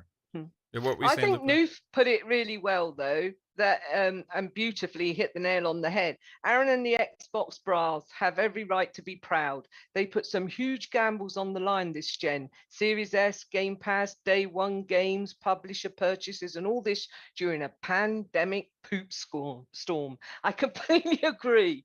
Yep. And also, I have to add to that Xbox fanboys or Xbots, as they call them, are just as bad. Yeah, Yeah, I always 100%. say both sides. Absolutely, 100%. Absolutely, both sides are so bad. If all you're posting Yeah, online is negative shit just about think- PlayStation, and every positive PlayStation thing that comes out, you have to post something to try and smash down that hype, you're just as bad as what they do to Xbox. Correct. Right? Just Right. whenever you Sure. make your post, realize you're talking about plastic boxes that you play games Yeah. on, and Mhm. just It's look, supposed just to take be a step fun. back. It's so They cringy, don't- like to me. They've lost the fun element. Fact. They've Mhm. all lost the Yeah. fun element. They don't know what it is to game No, anymore. To game no. is to have fun, get They've- lost in a fantasy. and They've forget the convinced real themselves world. that this is fun now, Lupa. They've convinced is themselves not. that this is fun. They try to justify it all different ways. They convince themselves though that this is it. This is what it's all about, right? Right here Yeah. on Twitter, fighting the good fight, and I'm getting some Yeah, laughs. they I'm feel just like joking. they're part of an actual like squad of like Yeah. mercenaries that are like Correct. Yeah. It's that, What- They yeah. just like to destroy everybody else's Mhm. bloody fun. That's the problem. See what I'm getting from all these knuckleheads are on Twitter. They're sitting there, they're still trying to keep this going. It's because they're trying to keep their revenue with their YouTube or their whatever they have to keep this hatred going so they can get clicks and they can get money. This is all business to them now. Some That's of 'em. all this. yeah, Yeah. some of them for all sure, this especially some of shit the is- gaming Some sites, you know. All this bullshit is. It's But they got a legion of but 15 yes. follower brand new accounts that just show up and do the same damn thing, right? They got a bunch of Yeah. pawns out here doing the exact same Yes. thing. because Yeah. people are like, oh, But- I gotta listen to this guy and he's right, so I gotta shit on Xbox. And it's like, yo, the fuck you do? And that's why you get all these idiots in your fucking Twitter threads, and they're talking to you, and you're like, do you even know what the fuck you're talking about? Why don't you just shut the fuck up and go back home? All right, go back in your Well, mama's basement. They don't and know go because make all some Hot they've Pockets. all the places they've been getting their Fuckers. information from is like stupid shows that only spread negativity about Xbox. Even if it's a PlayStation podcast, all they talk about is how shitty Xbox is, right? So all they've heard from gaming media and from all these podcasts and stuff is about how bad Xbox is all the time, constantly. It's ingrained in their brain. And you have a lot of casual people that don't actually follow gaming news, don't actually keep up with any of the Xbox news themselves, don't actually know what's in Game Pass, don't actually know what Xbox games play like, hearing this shit all the time. And guess what? When your friend at school or at work or whatever says, oh, yeah, Xbox sucks, you're like, oh, yeah, I don't like Xbox either. You know, that shit spreads. It's like crazy effective. That's the Mindshare effect, right? Now it's backfiring because people can't ignore the value. Right? And they can't even buy a damn PS5. So even if they want to go buy the PS5 and their $70 game or two $70 games to go along with it, they can't find it. Right? So then they have this $300 Series S on the shelf, and it's like, okay, well, I mean, I've been hearing about this other game, you know, Starfield. Xbox has the acquisitions. They can't ignore that news, right? They're like thinking, okay, well, Xbox Oh is no, back. but that's Cool. DLC, didn't you know? Right. So I think we should end this and have DLC later. oh yeah, for sure. Then then they can't ignore that stuff, and they're gonna go ahead and buy one, and then they'll see like Sour Blow and like some other people, you know, like, oh, well, what the fuck was I thinking all these years? Now, and this goes back to not just current. This started with the One X, I think, right? This shift and this trend. Now we had a long drought of first party content, but at first the One X, what it changed was the power narrative, right? That was the first step, and then 900p versus 1080. and then Game Pass came out, right? And that started adding the value proposition, right? And then you had prominent YouTubers, right? Like people that are actually open-minded and willing to check out different things. People like our buddy Neo GameSpark, right? Who had a following and stuff. And he's like, you know what? I'm going to go check out Xbox. And he got one. He's like, made a video that got hundreds of thousands of views. And he's like, you know what? This shit ain't bad. And he actually told people that were convinced that it was horrible, that it's pretty good. You know, he took a step. And that stuff spreads, and it's starting to spread. I had a lot of friends that abandoned Xbox in the Xbox One era because of the whole, you know, DRM fiasco thing back in the early Xbox One days, right? They all came back, right? In droves because of all the positivity around Xbox now. And it's just going to increase. So all of this stuff, all these talking points, again, one after another, you got 10 different talking points. They're all bullshit now. You can't use any of them. So you got to make up something else. You're going to move it. You're going to move it again, or you're going to kind of discredit anything that's out there, right? But at the end of the day, it doesn't matter because X going to give it to you. All right, so let's move on to get these super chats. Vic the Click with the $2 super chat. Appreciate you, dude. Hey, Pong. Can I say it? And then Vic the Click, another $2 super chat. Appreciate you, dude. Says the golden age of gaming. Trademark. That's right. $50. Send it my way. Yeah. But Noof's right in what he says again. Is they aren't growing as gamers, they're growing as fraud ass channels. That's a fact. That's all they want to do, the clickbait and the shit, isn't it? Yeah, and spreading false topics that they know is Information. bullshit. Yeah, And there a lot of them sure. are intelligent enough to know that it's fake, you know, but what were you saying, Cyberblow? I was gonna tell you a little secret. There's a few actual PlayStation guys that actually don't even own a PlayStation 5 and they actually game on Xbox. And they're just constantly trying to bash Xbox and they're just Oh, doing it clown's do a liar. that. What do you know? Oh, yeah. Come on, people lie. I mean, there's a fact. I mean, they all they I want know the names. value of Game Pass, so they have Bad bit. PlayStation minds with an Xbox console, so they can play the Game Pass games for sure. Yeah. That's the thing. Yeah. I know like half a dozen people that do that. Yeah, and you don't really know who's playing on PlayStation because like nobody actually talks to each other or is friends with each other on the consoles. A lot of Single times. player box. I call it the single Well, player I mean, box. that's not a knock. What I mean, multiplayer game are they gonna play? well, it just has it's different. You know what I mean? Like there's a place for PlayStation, a place for Xbox, place for Nintendo. For I'd You sure. call- know, all this stuff. For sure. Right? But like, I love Smart Nintendo.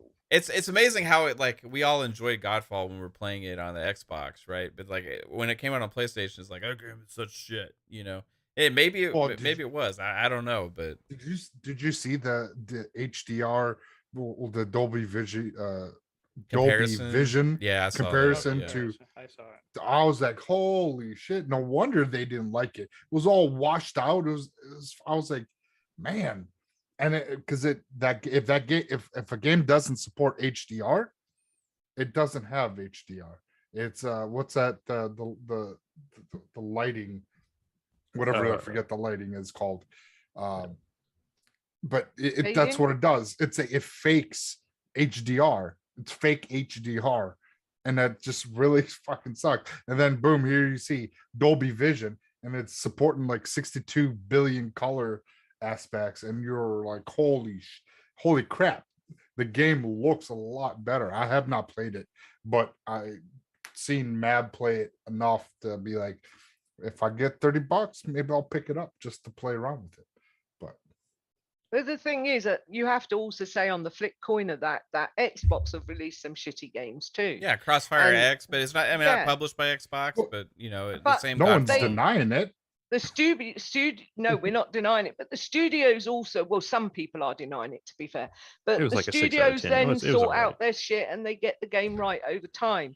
So at the end of the day, we get a good game. But like, I think that whichever side of the fence you sit on, you're always gonna, it's like putting a football shirt label on your chest, isn't it? And Mhm. nobody can say a word bad about them. And that mentality just ends up being hooliganism, like it is in football and other sports. So I think that, you know, at the end of the day, we all have to be level-minded and say, if those people want to live their life on Twitter and not game, they're not real gamers, and they need to just go away and do their own thing in their own bubble. It's when they inflict their views on innocent, say, casual gamers that I've told to come onto the Twitterverse to talk about gaming and tell us what they're excited about, and they get knocked down and they get scared to go on there again because they get attacked, and that's where it's bad. That's where it needs to stop. Yeah. Well, guess what we're gonna do now? We're gonna give some criticism towards Xbox.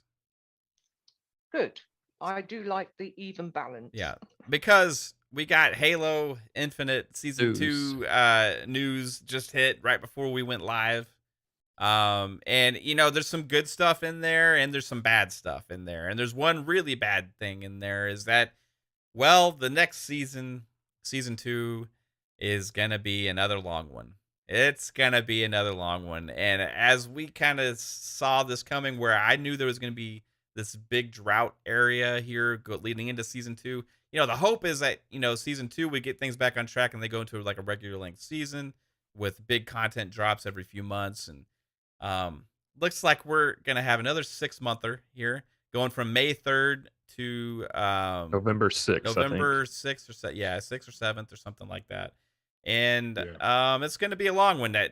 So within that, if it's actually only 2 maps for that 6 months, that means within that 6-year period, you only get 2 maps in 12 months. Only 2 maps, and I don't think that's enough. So what I'm holding out hope for is that they will figure out a way, because in this post they did say that doing this is going to allow them to have more frequent content dropping within the season. I think that just means cosmetics. Yeah, I don't know. I'm hoping not, man. I'm hoping because if you look at the post, it said new maps is under season 3. That's the only place it mentioned new maps.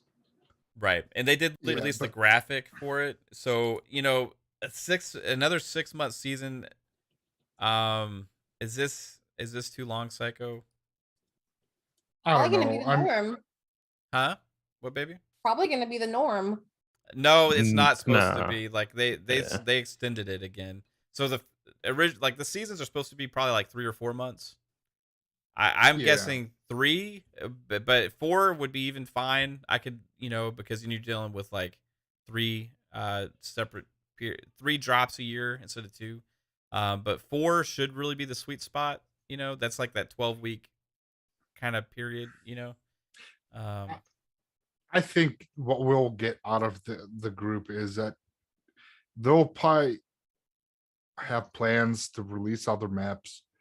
They'll probably release them maybe the halfway point. After 3 months, they'll drop maybe another 2 maps for a different, possibly for because these two, one's big team, the other is just regular matches, correct? Arena map and big team map. That's So one of maybe each. they'll have a tactical map because they have the tactical Slayer, tactical free for That all. would just be an arena map, though. Yeah, but they could have it more suited for tactical advantages. You know what I'm saying? So because some of these maps, when you're playing tactical, because I love SWAT. So some of these maps you play SWAT on, you're like, are you freaking effing kidding me? It's like, so they might drop in something like that for like it'll be an arena, but it's more suited for tactical game mode, for tactical SWAT, Slayer, whatever it is. But I think they'll have more content. I think they don't want to say too much either, because they don't want to put their foot in their mouths. So if they do, they definitely had a lot of language in here that leaves a lot of doors open for everything. Correct. So when they do drop more content like maps and other things along the way, that people be like, oh, okay, cool. All right, that's okay. They said we only saw 2. Now they added another 1 or 2. All right, okay. Yes, 6 months is a long time, but again, at the start of all free to play games, they kind of take a little bit of time. Takes about a season or 2 before it starts get their bearings right and kind of have a feel of what they want. And I mean, they took Apex and I'm assuming Fortnite, because I don't play Fortnite, but I'm assuming Fortnite was the same way. I know Look each of them about 6 months, and we're already 6 months into Halo. Warzone was one freaking map. So I don't know what people are really, and that's popular. So if you're upset about one map, That's a BR though. It's not an arena shooter though. That's like where it's different. Yeah, but they even in their normal multiplayer, what maps do they drop other than Call of Duty? Yeah, because they released maps every 3 months. They usually release 2 maps in a ground Part war of their map in Modern season. Warfare. Yeah. And they would do a mid-season drop where they would come out with another map. Some of them are Okay, rehash see, maps from like old. I don't play games, too but much. Like what Modern Warfare, I don't remember a lot of maps. I remember some. There was a lot more But than I'll- Halo. Yeah. That's for sure. Well- But like that being said, like they're okay. So that's the big thing here is the maps, right? I don't understand, like personally, like I was having a lot of hope over this season and like trying to figure out stuff. If they don't have like map drops later on that are kind of like surprises, Modern Warfare has 57 maps, by the way, just so you guys know. yeah, that's a lot. Okay. Now it's been out for a long time. They Yes, probably launched yes. with like 15, 20 or something like that, and then Yeah. added more over the time. But Halo just doesn't have a lot right now, you know. So with an arena shooter, it's like the most important thing is the maps, right? 20 maps at launch for Modern. So double Halo. Yeah. So So, you're see- only adding 2, and then no, is there a chance we get more before 6 months out? There is a maybe. thing on the roadmap. It's called narrative events. Yeah, There's supposed to be that's new. 2 this season. So I'm wondering if it's going to be like potentially like how Call of Duty does it. They have like a mini like battle pass weekend or something where like a certain character will come up and you Yeah. get like 10 days to unlock a little mini battle pass and complete it. And usually there's a cutscene between that. I'm not sure if that's what that is or if this is going to be something entirely different. They but kinda- it's supposed to be revealed on the 27th. Yeah, so they're on the 27th. They're having a Okay. stream where they're going to reveal some of the stuff. The narrative events is going to have cutscenes and stuff in it. Yeah, They said there's already been 4 at least leaked ones. A Yeah. start and end to the first narrative, and then a start and end to The the second first narrative. one starts on the beginning of season 2, so it starts on May 3rd, goes to the 16th. And also the alpha pack is in July. That's the second one, and that's from the July 19th to August 1st, which leads up to right around the time that campaign co-op is supposed to launch online, which is supposed to be in August, late August. Late August, so Right. a month away. Right. So, and that's the target. Could move. Again, they left a lot of open doors here, you know. Who knows exactly what's going to happen. So the narrative events, and then they also have, you know, King of the Hill, Land Grab, and Last Spartan Standing. Then they have the 2 new maps, which only one of them is an arena map, which is another thing. Like, that's primarily what a lot of people are playing. So big team, we do need another big team map for damn sure, right? So I'm glad that's there.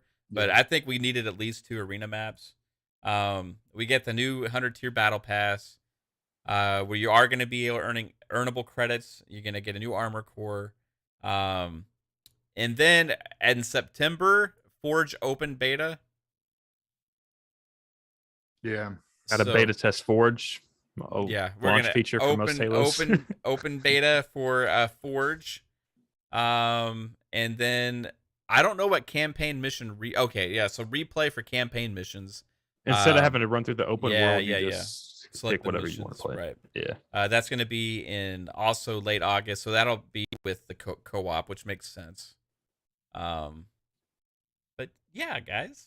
I mean, the biggest thing is just a 6 months time frame. I mean, that's like, Yeah. If this was 4 months, maybe there wouldn't be not as much negativity towards what they released. Yeah. But because it's 6 months or like gamer, it's like again another freaking long ass season. And because I went through that list on when Halo dropped it, and I was going through the comments, and a lot of it's like, oh, another fucking 6 months, another 6 months. It's like I get a lot of people's outrage. I mean, so I'm hoping, like I was saying, that they drop in a couple more maps halfway through the season, so it can be take whatever maps that you were going to release for season 3, drop in 3 months into season 2, and work on whatever you're going to work on for season 3, and I just don't think they have them. stop it. All right, I agree. I mean, I don't know. because We'll with this announcement, unless they have a surprise, right? Like with this announcement, what they're doing is getting this bad news out before they have this reveal event, right? I think they would have probably mentioned it here. No, I mean, to be so honest, I think they thought this was good news. the Mm. 6 month thing, I don't think so. I No. don't think so. No. Not with the language that's in here. That's why they talked about team health again for the 100,000th time. They keep doing that to use it as a shield because they knew this was bad news. Yeah, I'm not asking for crunch, but like maybe a little bit. No, but Just kidding. but no. But if I'm you're just still kidding, worried I'm about just your team, no. But if you're still worried about team health at this point, Yeah. okay, there's bigger issues going on. Yeah. Okay, and I think people need to start being real. Again, I have no horse in this race. I wish nothing but the best for Halo. I want to play the co-op. I'd love to see some kind of mode that gets me into the multiplayer again. I mean, again, I love playing with you guys. But I've got no horse. If Halo doesn't do anything, it doesn't change my gaming habits. I just feel for all you Halo players out there that have waited on this and that everything was looking up, right? Everything was looking so much better. Mav, you remember all the conversations we had last year prior to launch. We were talking about, man, things did not look good. We were wondering if they were going to be able to get things to work right in that year delay, all that stuff. We talked about the management situation, what we thought maybe problems there. And again, we're going to do that as armchair CEOs. I know some people say, hey, don't talk about that. Look, we'll never know again, but from the outside looking in, there's some major issues here. We talk about all the time. And we're fair. We balance this out all the time, right? Halo gets undue criticism. Halo has certain expectations that no other games do, okay? And we all know that. We've talked about that, right? At length. But on the flip side of that, Halo right now is also getting a break because it is Halo. If this was any other game going through this kind of problem, bro, people would be out here going, what is going on? And internally, I can guarantee you would be hearing about movement of people that weren't performing the way that they should be. You can't let this happen. But because it is Halo and because it is, Phil's got a lot of loyalty to people. And there's a lot of people in 343 that have been around for a very, very long time. And I think Phil's kind of tightening up the belt buckle and saying, okay, we're going to get through this. And he's trying to get through this without any more major changes because 343 has already had so many while they were making this game. And I think Phil's really trying just to try to bear down and get through it. But at the same time, we still got to be realistic here. And we got to start getting real here.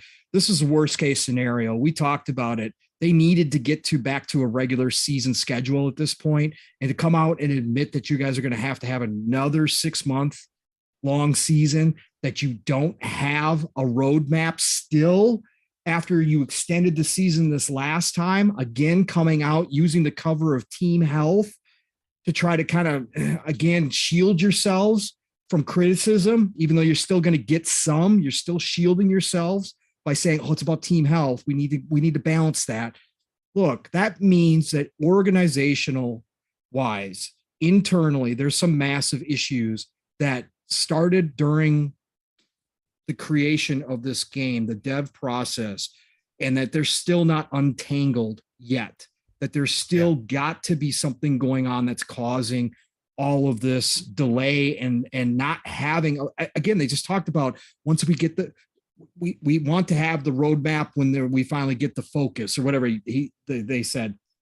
What? You guys launched this last November. Come on now. Yeah. Got to have some They've had focus a lot at this of time point. to plan for season 2. Bro. Look, again, the Halo is dead people are completely wrong. Again, Halo is going to get a pass for a very long time. And Halo fans are ultra loyal as well, as much as they complain, as much as there's discourse amongst the Halo fan base. Look, you put out good product, they're going to come back in droves. Okay. Halo is by no means dead. Those people are wrong too. But what I will say is the goodwill is slowly but surely evaporating here. And I will say that they better hope that whatever certain affinity is cooking up.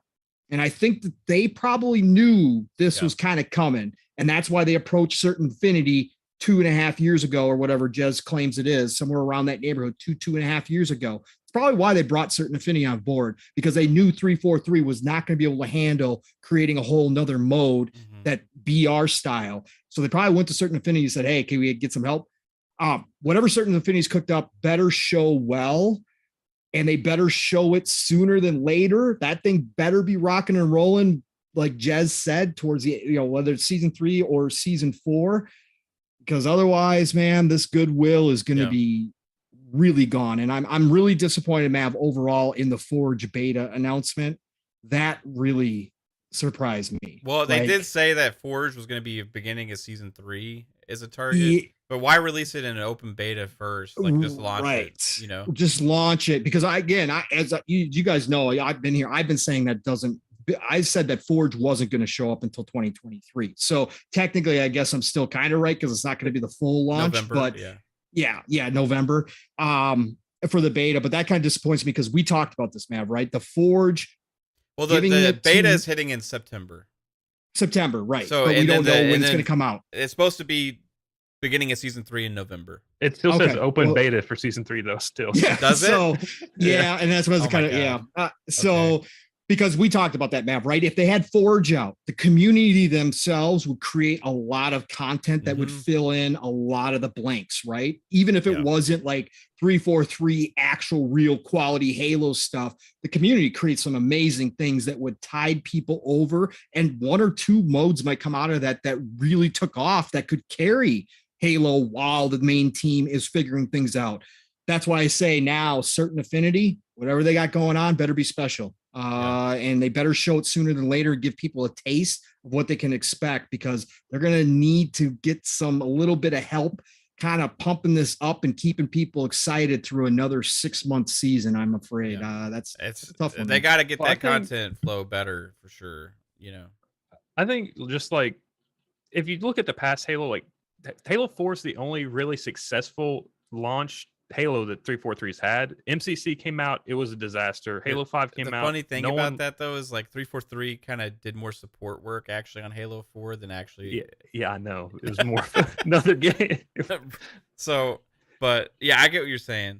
And then Halo 5 was a mess, and then Halo Infinite's a mess. Like, I think Xbox, they just need to take the hard step and look at management, and they're not doing that at 343. Yeah. And so Fuzzy, welcome to the show, man. Thank you. So I want to kind of say something here, and I want to get you in on this, okay? I'm one of the biggest Halo apologists out there, right? Not necessarily apologist, but like I always kind of take the more like wait and see approach, right? And I kind of take their word for it, and like, I'm like, they said what's going to happen. Let's wait for it to happen. All of this stuff. We know where everything's at, so stop complaining, stop talking about it, right? Now, here's the thing. I agree with Pong a lot with what he's saying, because this Halo Waypoint post kind of like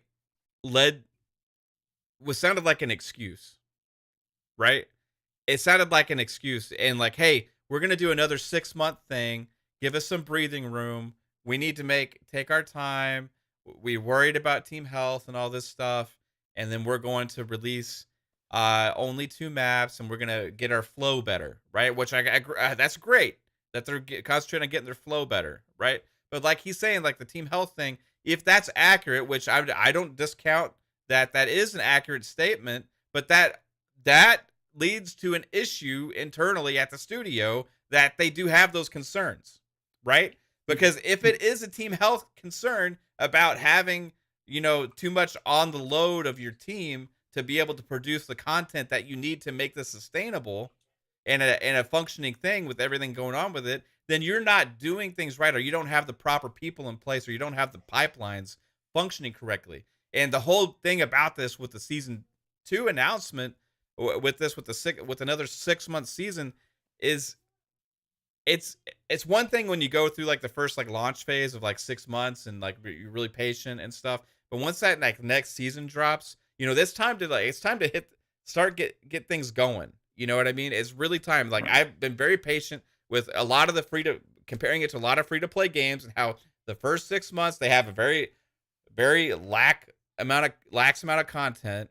They get things right, and then once the next actual seasons start, they really get things going then, right? And they're dealing with the failures of the past still with the campaign and just putting more extra burden on them. And, you know, they're having to fix the bugs. They had to fix big team battle and all this stuff. But if they haven't had the time to actually make sure that it's a priority to make the content flow and more maps available within season 2 and get a regular structure to even be able to have a season 3 or 4 months after season 2 launches, then that leads to me thinking there's more internal issues going on at 343 than any of us previously thought. Because if they're using the term team health as a concern and that's their excuse for making it 6 months, then they don't have everything in place properly to handle this game. Right. That's just the problem right now. So they need to fix that shit. They need to get the people in place to handle this game. If they got to go hand it off to 2 more studios, whatever they got to do, go get you got Certain Affinity, whoever some other first-person shooter support studios you can go out there and get, and then put them on the project and help 343 fix their shit and get their pipelines going, right? Because that's what Halo fans want. That's what they're going to expect. You know, I've been very patient. You know, I've been in chats. You know, I've almost like gotten in debates in chats just last week. Actually, I think talking about this very topic before this announcement. 6 months is ridiculous, right? Oh yeah, it's ridiculous. All right, Fuzzy, what are your thoughts? Well, my big thing is, and I look at this almost in the same eyes I would look at like for Forza, for example. There is some stumbles as far as like internally that they're experiencing, and the extra time that they're asking isn't going to solve the bigger problem.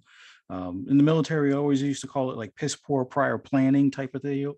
When it comes to things that you're not always making excuses for, but it's going to come up again. So as we transition, many businesses are now going into full in-person, and they're transitioning out of this hybrid and at home scenario. So that's going to take a bit of time in itself just to get people into the groove of things. It may not be a full 6 months, but if you're used to doing hybrid for so long, or if you were in the remote work for the past year or two, to like flick a switch and you're now in person back to what you were doing prior, or you may have been a new hire since that point, it is going to be a bit of a bumpy road to begin with.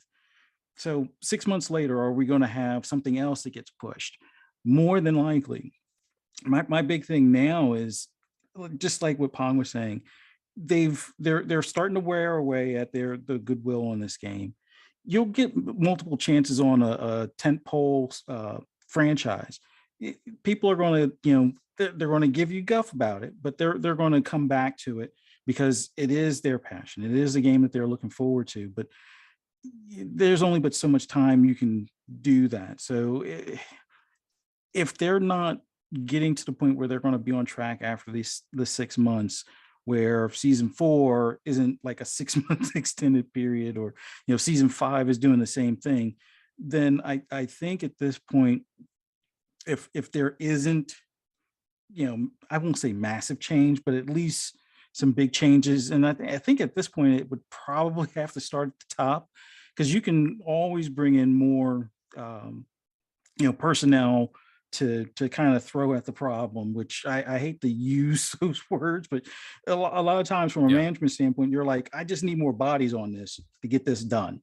So you get your teams, situated, you get more people hired, you maybe borrow a team from one of the other studios, or have some as like a support studio. I don't want this to be kind of like what we hear about the horror stories with Call of Duty, like all hands on deck. Well, that's why they're acquiring Activision, just so they can make Activision one huge support studio for Halo.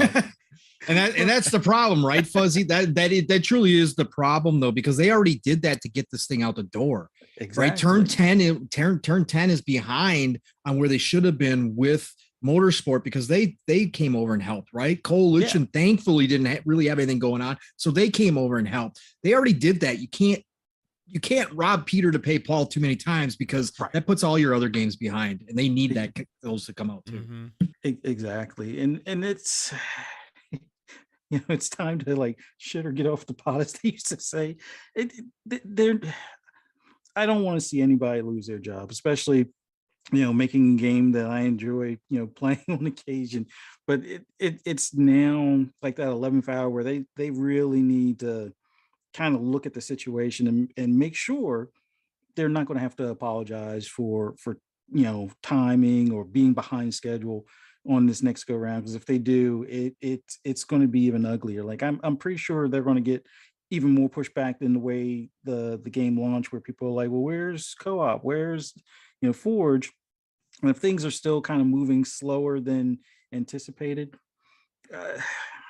I hope they don't do like a Battlefield and be like, all right, we're moving on to the next. No, they you won't already do announced that. This is a 10-year project. Yeah, I So guarantee you you. better- I guarantee you that's the one thing. Like we won't have to worry about with this thing. They're gonna right. eventually. I mean, eventually it'll be fine, right? But Mhm. like, man, it's taking a long time, a lot longer than it should to get there. If they come out and announce Halo Infinite 2.0, then we know we got issues, right? Oh, oh my god, That's what happens yeah. in Destiny. Destiny was supposed to be a 10-year game, Oh and my then we God. got Destiny 2, and it. True. I want to get Sour Blow back in on this conversation. Be fine if it was Destiny versus Anthem. That's all I got to say.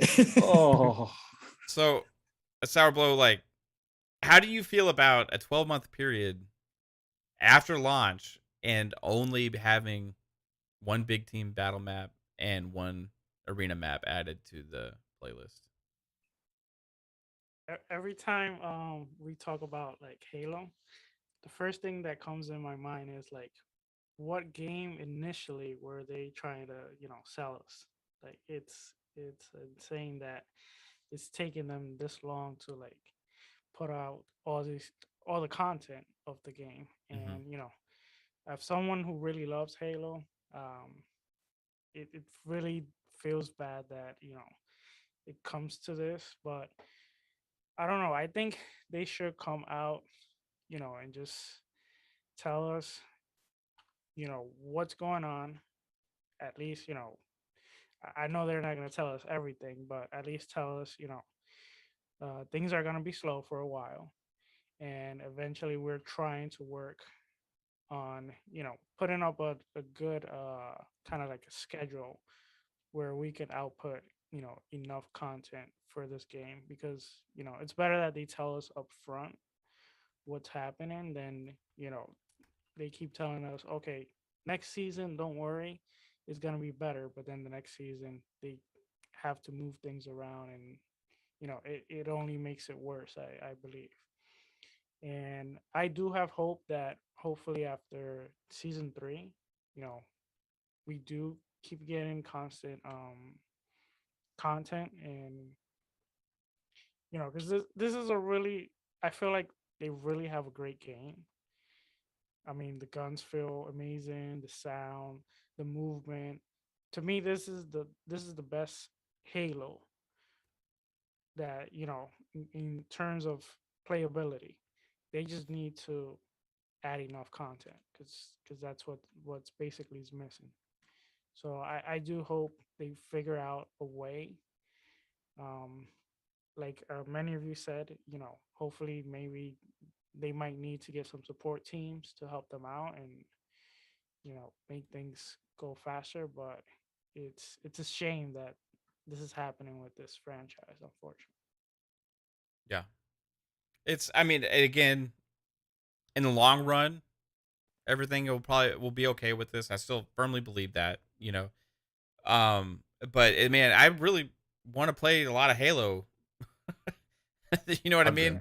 there. And they're kind of preventing me from being able to do that because, there's not enough stuff that's going to be added, I feel, to keep me interested for 6 months. Maybe my glimmer of hope here, right? And maybe I'll see if you guys agree with this. Like, because if they are working on these other kind of events with August hitting with the campaign co-op, right? And then also with the narrative events, maybe that'll kind of generate some more, the replayable co-op, the replayable missions that are going to be in co-op and stuff. Maybe that'll create some more feeling of more content and engagement there to give us more things to do. right? To help widen that gap of a 6-month period and lessen that, but I know what this 6 months has felt like for a lot of people. And that's with how many maps do we have at launch? 10? Yeah. So now you got another 6 months and we're only going to have a total of 12. It just seems like in arena shooters and stuff, like maps are everything, Yeah. Like, so I don't know. We'll see how Yeah. these new game modes play out too. Maybe there'll be enough excitement with the mini BR that they are with Lone Wolf.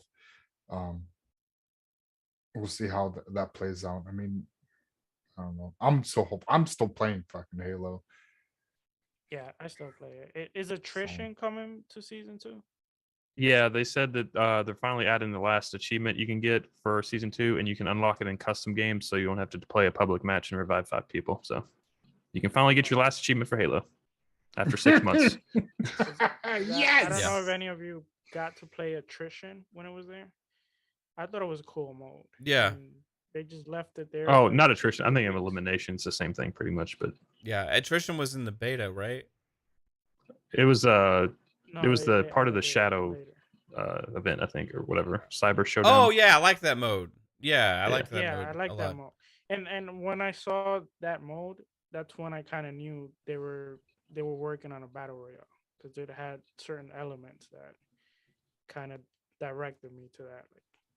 Yeah. Like they had the zone closing in and Yep. and like reviving your partners and all that. Yeah, we'll see. I mean, the content flow has, some other things in it, that it can be exciting, right? I think maybe on the 27th we're going to learn more of what that is, and I just hope that narrative event is something amazing and not a huge letdown, because that's the only thing I'm looking forward to. I'm Season 2 is seeing the new maps and narrative event. I'm seeing a mix of positivity and negativity online right now, right? It's not all bad, right? Some people like the content update. I like what they showed. The only thing is that 6 months. This is only going to last like a month at best with these 2 maps, and then after that you got 5 months of. Yeah, I think the map was the map and the time frame was the two negative that If you said 3 months and then we anticipated another 3 months, we're gonna have another couple new maps. Then okay, you know what I mean. But that's the thing, if you're separating map drops in seasons, right? Why not in the middle of the season give us the maps that you did have planned for season 3? That's what I said. Right, and then not ready. Yeah, but the only answer is, like you said, they're not ready, right? So, and if they do that math, I think then that will become an issue for season 3, because then You're robbing Peter to pay Paul. Right, exactly. I get that, but don't you have enough time to make a couple fucking maps? No, they got enough time Obviously to make. not. They got enough time to make purple and pink armor. No, obviously not, brother. Well, if they're able to take assets from MC Master Chief Collection, if they can take assets, aren't they able to possibly? I wish 3-bit was here. What's the new engines? I don't know. It's a completely different engine. I don't. You have to rebuild the map. But they were able to take assets from MCC into this new, into the new Slipspace engine. Yeah, that would be assets like JPEGs for like your emblems, your textures, stuff like that. That's not like. Yeah, but if it's because the Slipspace is based on the old Halo engine, so that's what. So they wanted it compatible, but I don't know if it's as easy just to bring in the maps over. Like, I don't know. If they could, imagine getting Blood Gulch. How much better would they have been off had they stuck with Unreal Engine? I don't say it. I don't know. Last gen. It wouldn't have felt like Halo. I don't think in Unreal. I'll stand by that. I'll stand by that. I'll stand by that. I agree with them on that, because that's what they said was the reason. Halo has a very specific feel. Oh, I know what this. And I think that's why they stuck with and built, Slipspace on top of their existing. Phil should have made an executive decision and said, last gen is out. Current gen only. Yeah. Yes. That's what I'm That- hoping they that- do, because that should have GTA been 5 done. did that. GTA 5, like a few years after, was like, we're done supporting 360. Like, we're just gonna focus on the one generation. Just like, it's you gotta That's- you gotta kick the can. I mean, I'm hoping that's what they do by the end of this. Possibly at the end of this season 2, that's they might just say that, hey, you know what? Season 3, 4 on is series only. That's why Forge And- is in beta, because of the Xbox One. Yes. Yeah. I mean, a lot of the shit is because of Xbox One, because they can't run the RAM is They would not have had there. co-op. They probably would have had Forge. Probably would Yes, have had. they would everything have. ready to go. Yep. I talked to somebody that said that yes, pretty much Xbox One is holding it back.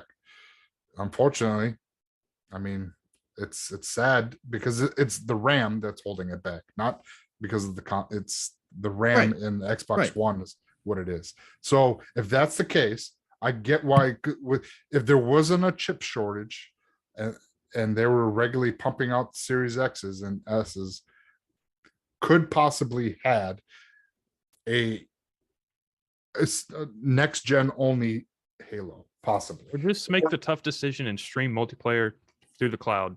Like, just do that. That's what I was Only play talking- campaign on Xbox One.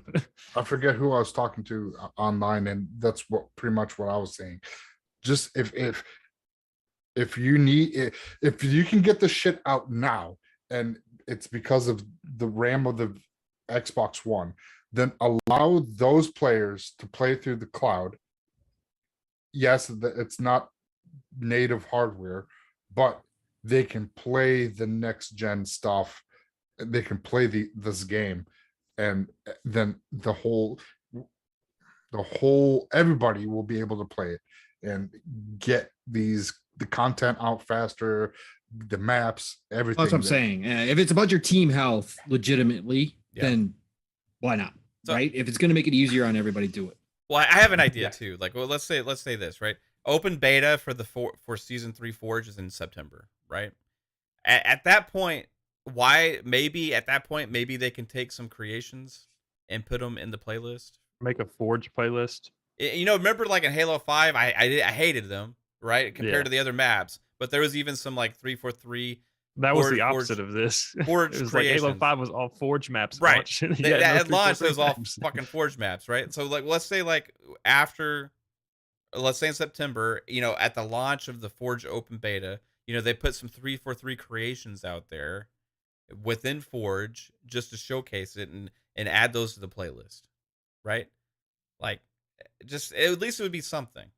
you Get know? Forge out to some of the best. I know they've already been testing Forge, right? Yeah, they With some of have. the biggest content creators. Look, again, there's a big uproar about companies using their communities to create free stuff and whatever else. There's a lot of that out there, but a lot of these content creators for Forge love it. So just make sure you are getting the Forge out more and more, even before the open beta, to some of the best content creators out there from all the Halos, and let them go to work and see what they create. And then, like you said, Matt, have a list, of some of the best that come out of that. Make a list of it, give them credit, put them in the credits, and roll with it, and put them out there as official kind of maps, and see what you get. It's Yeah. another way to fill in the holes, right? So Yeah, I think there's a guy, I think it's Infinite Forges. Yeah, Infinite Forges. He's been showing a lot of stuff with the UE5, like what he did built with the Halo. Zeta ring. And Yeah, he Yeah, I did saw all that. that. That guy, if he's able to get Forge and Right. pump out some maps for the community, Well, I mean, they Then hire peop- people like that all the time. You know Yeah, what I mean? they do. So they do. That's what I'm saying. So- Just get it done.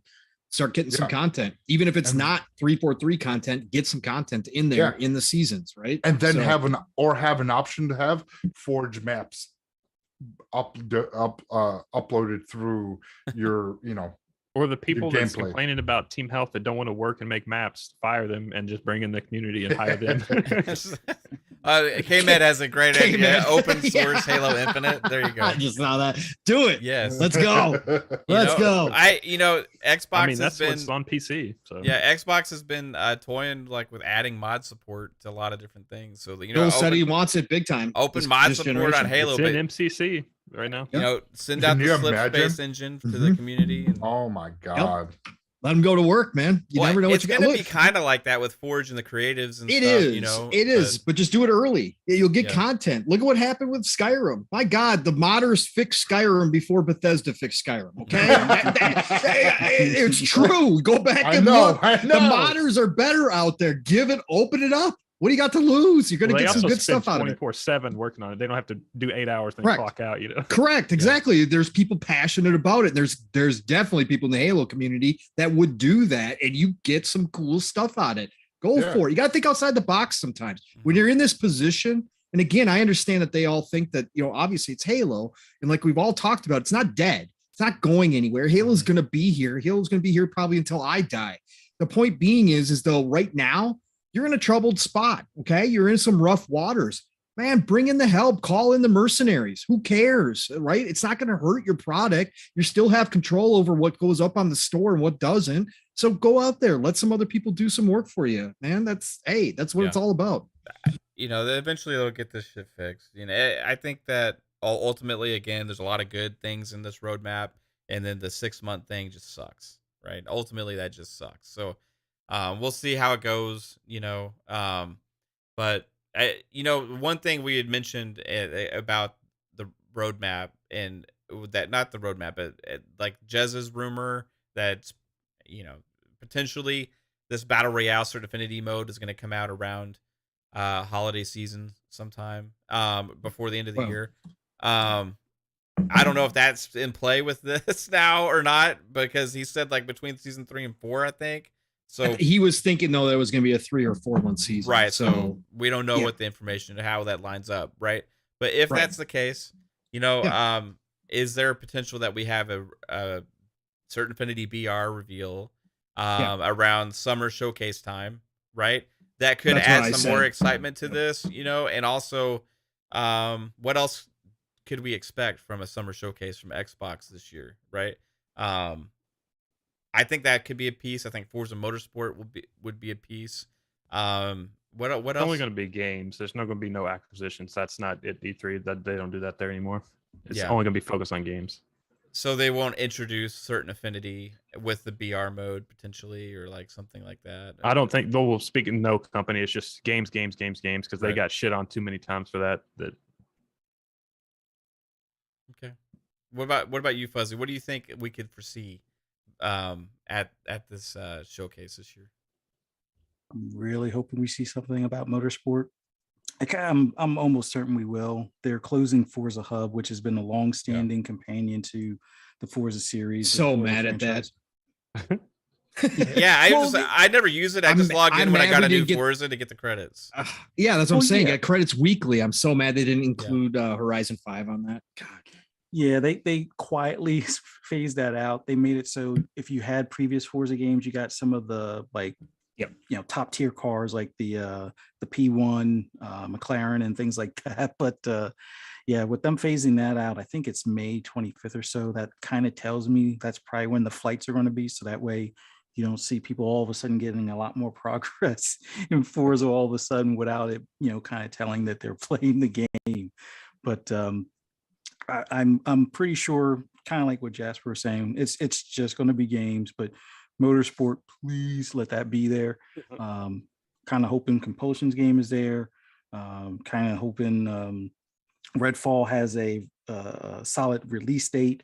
And I know they're going to put some focus on probably some additional content that we'll get for Deathloop, with that coming over to Xbox this year.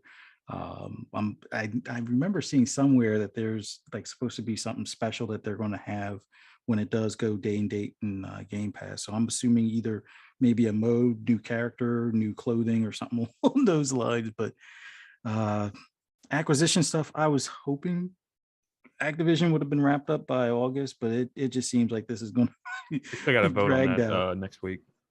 Yeah, the vote you said it's this week, right? It's next week. It's the 28th, I think. Okay. So hopefully that goes smooth. I can't imagine it not going smooth, but then you got all the other stuff on the back end with the FTC. But this showcase, it needs to be about the games. The only non-game thing that I'm hoping we hear something, which we probably will, would be an elite version or elite series 3, because they've been teasing, with asking questions about haptic feedback. Honestly, I'm going to say it's not as necessary, because the series 2 was pretty good with the way the triggers rumbled and things like that. But we'll probably see something along those lines. But acquisition stuff, I think mum is the word on acquisition stuff until Activision is signed, sealed, delivered, coding is out the window kind of thing, and they can kind of put things in in the process of making Call of Duty a non-annualized series other than like their Warzone stuff. And hopefully that'll be a learning experience for them, as far as taking what they transition out of like the Call of Duty stuff and can have 343 not have to require the same types of things. But I like what you guys are saying as far as stream it to the cloud for some of the Xbox One stuff that is taking a lot of manpower and man hours, as far as that's resource intensive. Yeah, I mean, because if that is the piss poor part that they're not planning thoroughly for, they just can't move any faster on. Yeah, it's better to kind of wean people off of that now, or at least prepare them mentally, because some people might be like, hey, I can hang on to my Xbox One for an extra year until 2030. I mean, yeah, you can kind of nudge them a bit. It's like, hey, this part is above and beyond what your hardware can do. This part needs to be streamed, and if it's a part you enjoy, it might be time to kind of start putting towards getting that next console, or at least keeping a closer eye or watch for when stock's available and things like that type of deal. Yeah, good thoughts, man.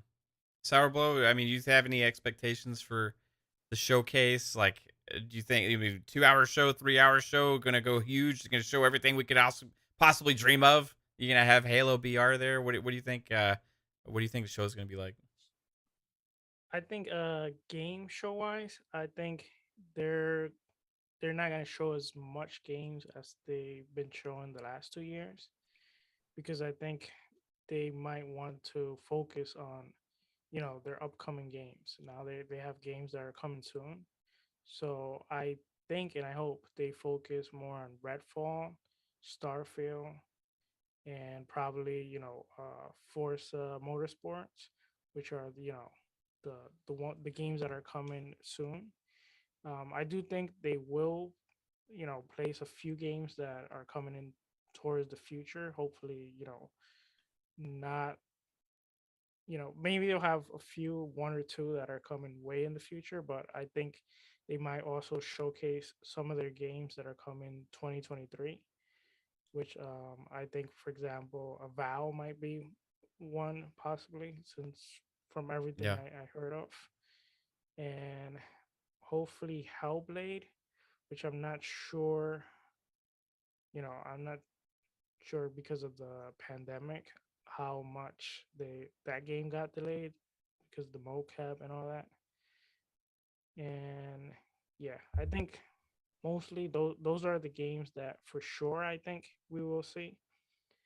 The battle royale, I think there is a possibility that they do show it, because I do think it will be ready for season 3. And besides that, I mean, that would be an amazing E3. yeah. or Yeah, or summer definitely. game showcase, whatever the fuck it's gonna be called. Definitely. All E3.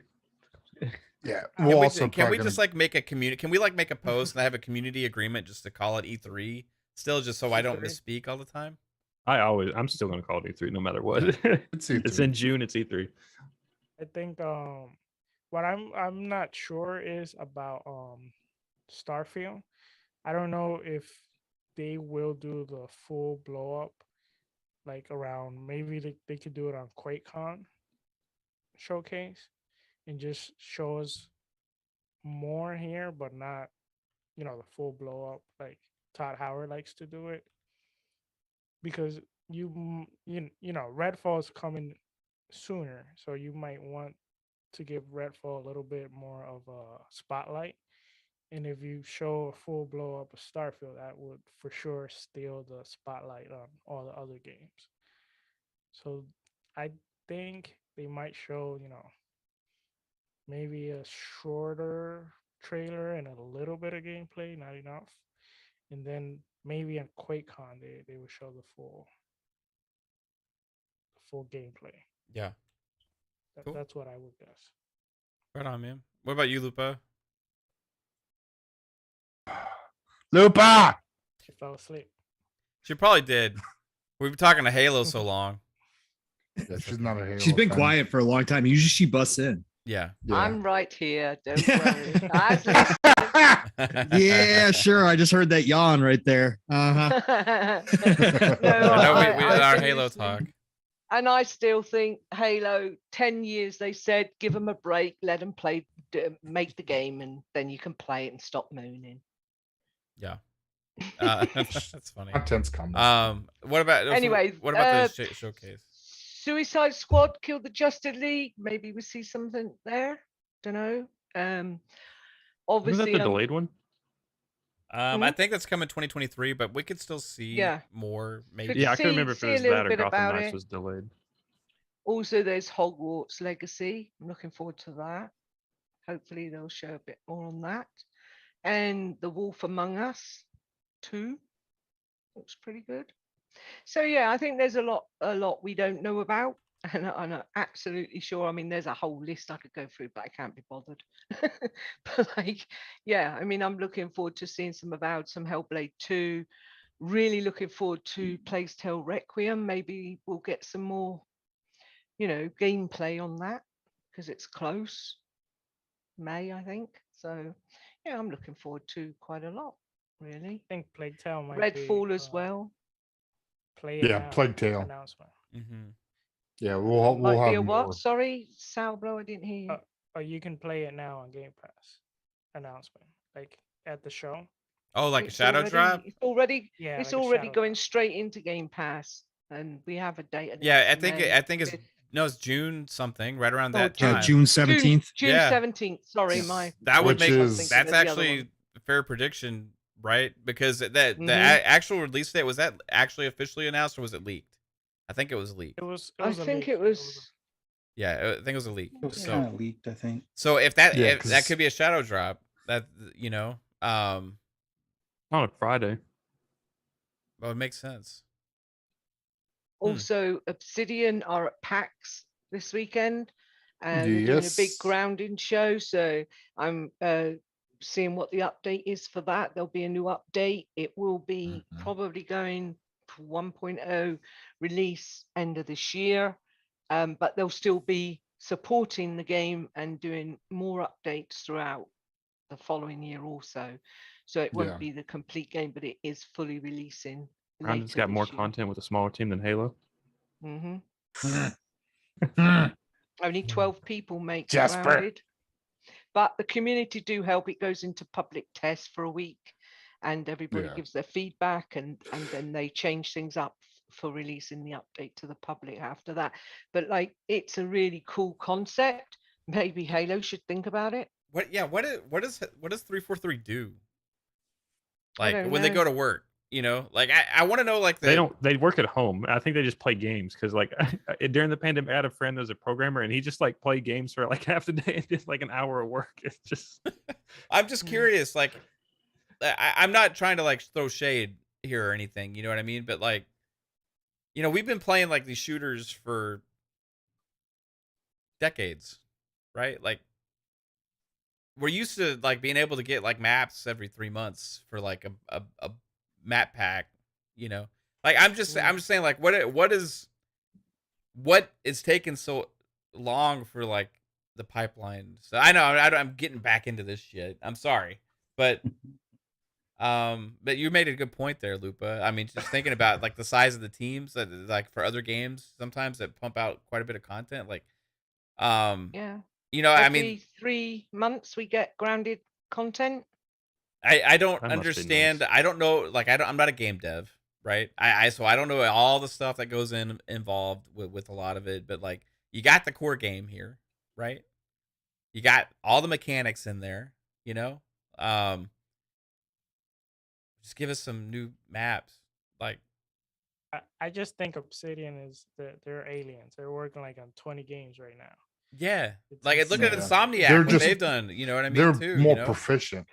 I mean, They're the more studio is proficient. proficient. So- Obsidian is a bloody good studio. I don't care what Yeah. anybody says, and it's like It's- they do their job. They work hard to give us good content. Yeah.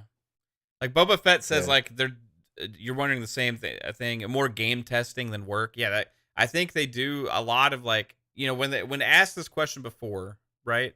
They said, you know, we have to run things through the pipeline and test everything to make sure it's not going to throw in hurdles because it can throw in challenges. And I can kind of understand that with some modes sometimes, but that was their excuse for not putting in certain modes, right? And if that's the excuse for like maps, you got to do all these play tests and everything that lasts like months and shit. I mean, like, come on, you know what I mean? Kim, just let us tell you if it sucks, right? I'm willing to beta test the fucking game for you at this point.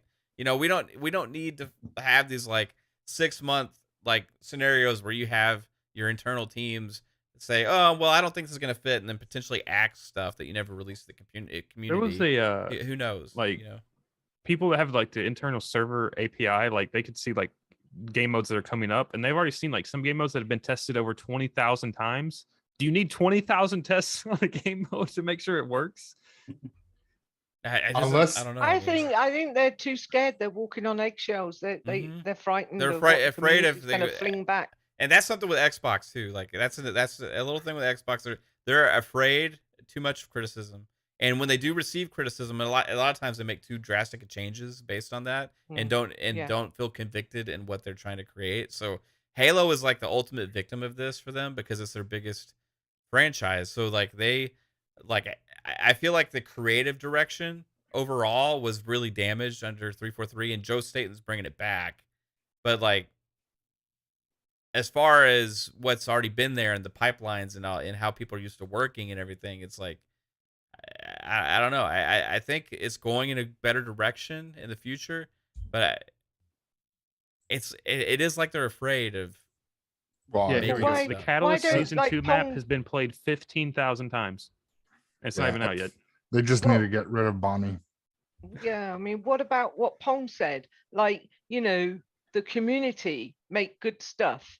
So if they did like a like Grounded do a week of public testing before it goes live, they could do that with all the Halo fans jumping in there, giving them feedback. Yeah. They're able then to put out the perfect update or the perfect game mode that all the community has helped them to build. That makes you feel more involved. That makes you like want to help them rather than fight against them. Mhm. And I think that would be a clever way to move forward for 343 to be able to, you know, get the feedback from the community in a good way, a good criticism, like, you know, clear and concise. This doesn't work, maybe this would, you know, things like that, and you put it all on a board, like a Yeah. what do you call them, like there's this board, and they have up there all of their things that they're working on, A things that are Trello board or coming. whatever. Yeah, like yeah. Call of And- Duty does that. They have it for the community. You can see all the stuff they're working on. It's called a Yeah, Trello board. And then also you can also put your issues there. So you say, hey, 343, this gun isn't firing right, or it's not realistic, or I don't know what you'd say, the map's wrong, or whatever. And they'll look into those situations and they tell you what they're working on and what they're doing to change things. And in that week or two, maybe 2 for Halo, I don't know, because it's so big, you get all that feedback from the community that can then help you build a great game. Because I know you all poo-poo on it, but Grounded is a really good game in and I of love it. itself. It is. I love it. It's a sort of survival, come building, come you got all the scary bugs in there and the spiders, and it is a really fun game to play as multiplayer or even singly on your own. I have some awesome buildings in that game, and it's all come about because the community are helping them make it good. Yes. I kind of agree. Like, this goes into the fact that, I think when they were recently responded to fan criticism also, right? Because they recently were responding, and they had some public responses, right, from like Frank O'Connor and some others at 343. And Frank O'Connor was pretty much saying like, "Hey, look, you a-holes, right? We do see every tweet. We see all the feedback. We see everything, and it is part of our process." He actually said this.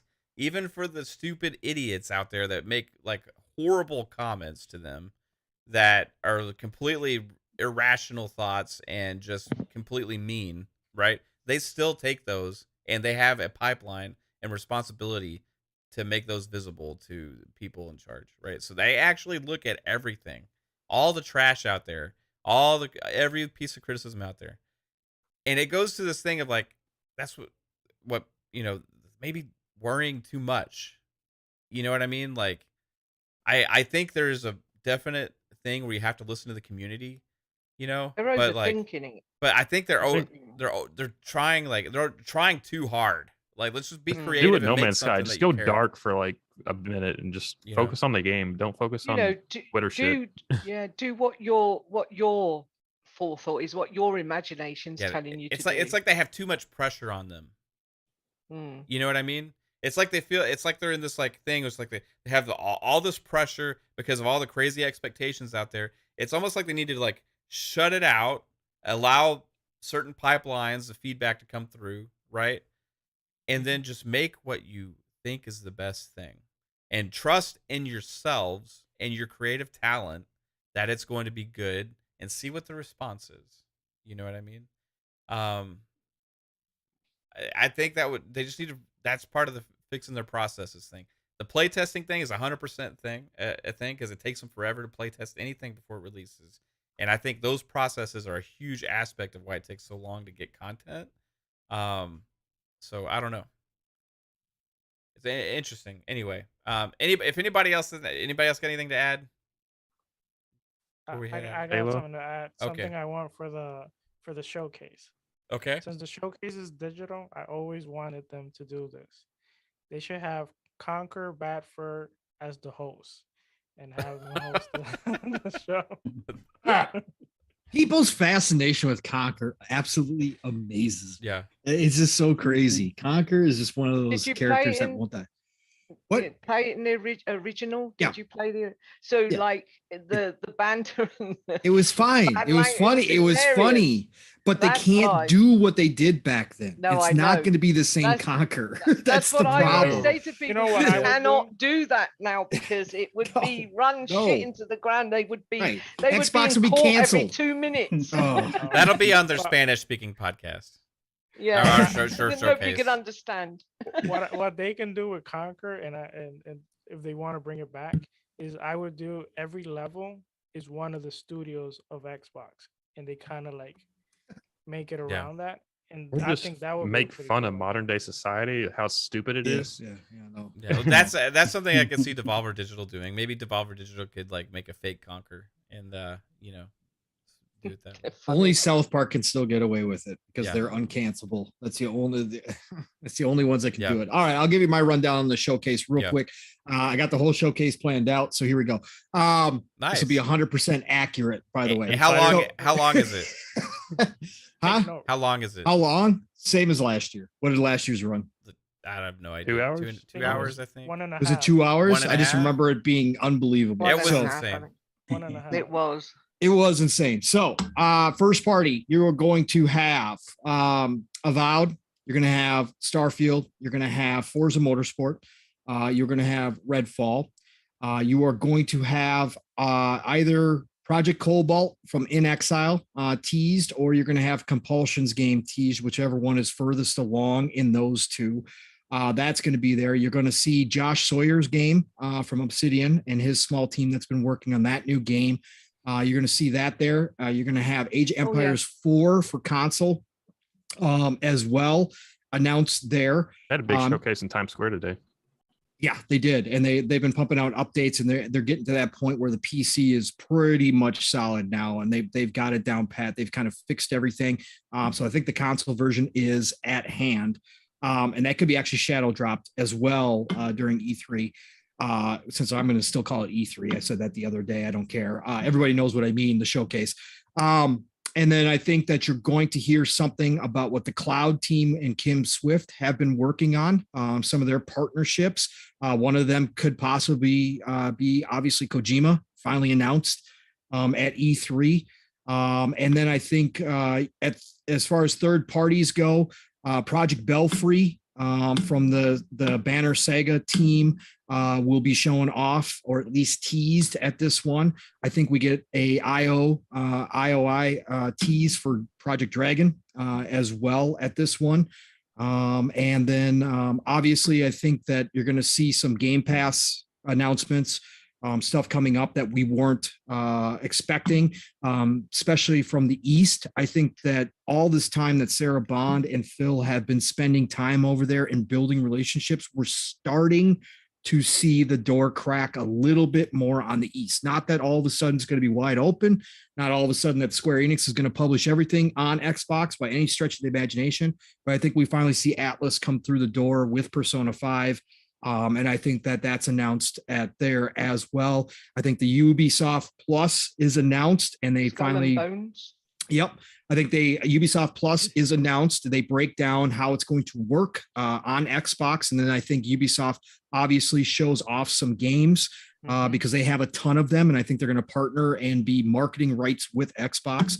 And then EA will also be there, partnered with Xbox. And I think that one of those, at least one of those Star Wars games will be underneath Xbox for marketing rights. And that will be a huge deal when they announce that as well. I think yeah, Dude, exactly. it's there.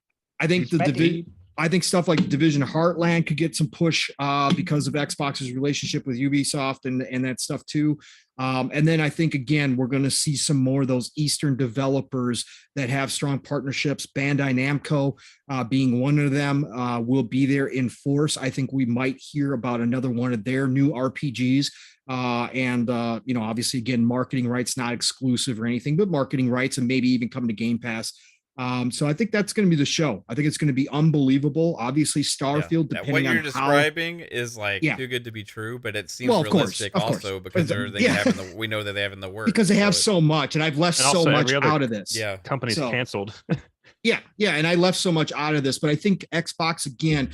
And it also depends on how much they're going to, go with Keighley and his Summer Games Fest, because they're going to have a presence there as well. But if they do a showcase on their own, which we all said Xbox could carry an E3 showcase all by themselves, and they get some of those big partners like Ubisoft and EA to come in with them, plus some potentially other ones to show some of that stuff, it's going to be a huge show. That's why I said this one's going to be bigger than last year, and I think better than last year, and then next year is going to be even greater than this one.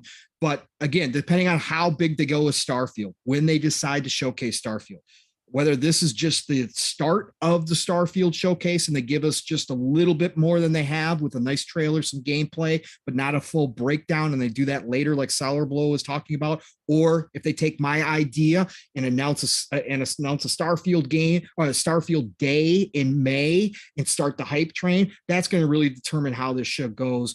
Because, again, Redfall does need, if it's still coming out this year, which we all believe it is, it does need its spotlight because we've seen nothing outside of the trailer. And the trailer showed us really nothing, right? It was all CGI. So we do need to see Redfall, be kind of blown open, because this is a big game. This is Arcane. Everybody always. But I always knew it would be pushed back to October because it's going to come for Halloween without. I don't think it's going to be October though. I still think it comes out before then. I still think it shows up before then. Late September. If Lupa, the only reason why is if Motorsport is going to hit this year. You got Starfield November, right? If Motorsport's going to hit, I think Motorsport takes up October, and I think that Redfall fits into August, September area.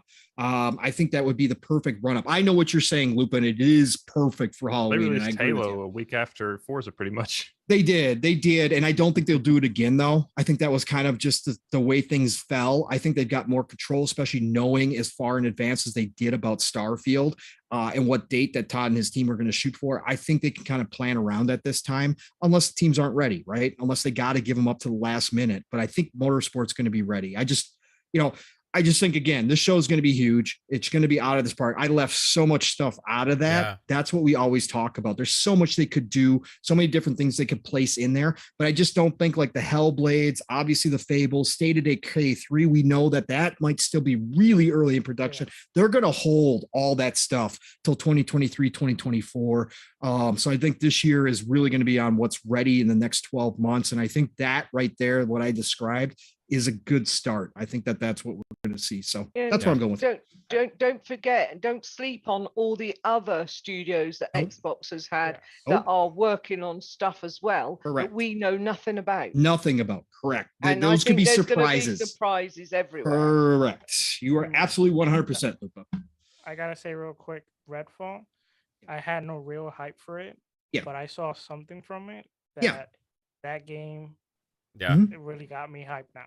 Yeah. Yeah. Well, I'm a huge Looter fan, so I'm going to be happy no matter what it is. I'm a Yeah. huge Looter fan. But again, with Arcane, they always Mhm. bring something different and introduce different mechanics. That's what I'm excited about, that they're going to actually bring something new to the Looter shooter. And I can't wait to see what their spin on this is. I Even think if it that comes. trailer, Yeah, they the didn't trailer. do it justice. No. It's going to be bigger than that. That was like a It's small gonna be little a big. piece. It's gonna be a big game.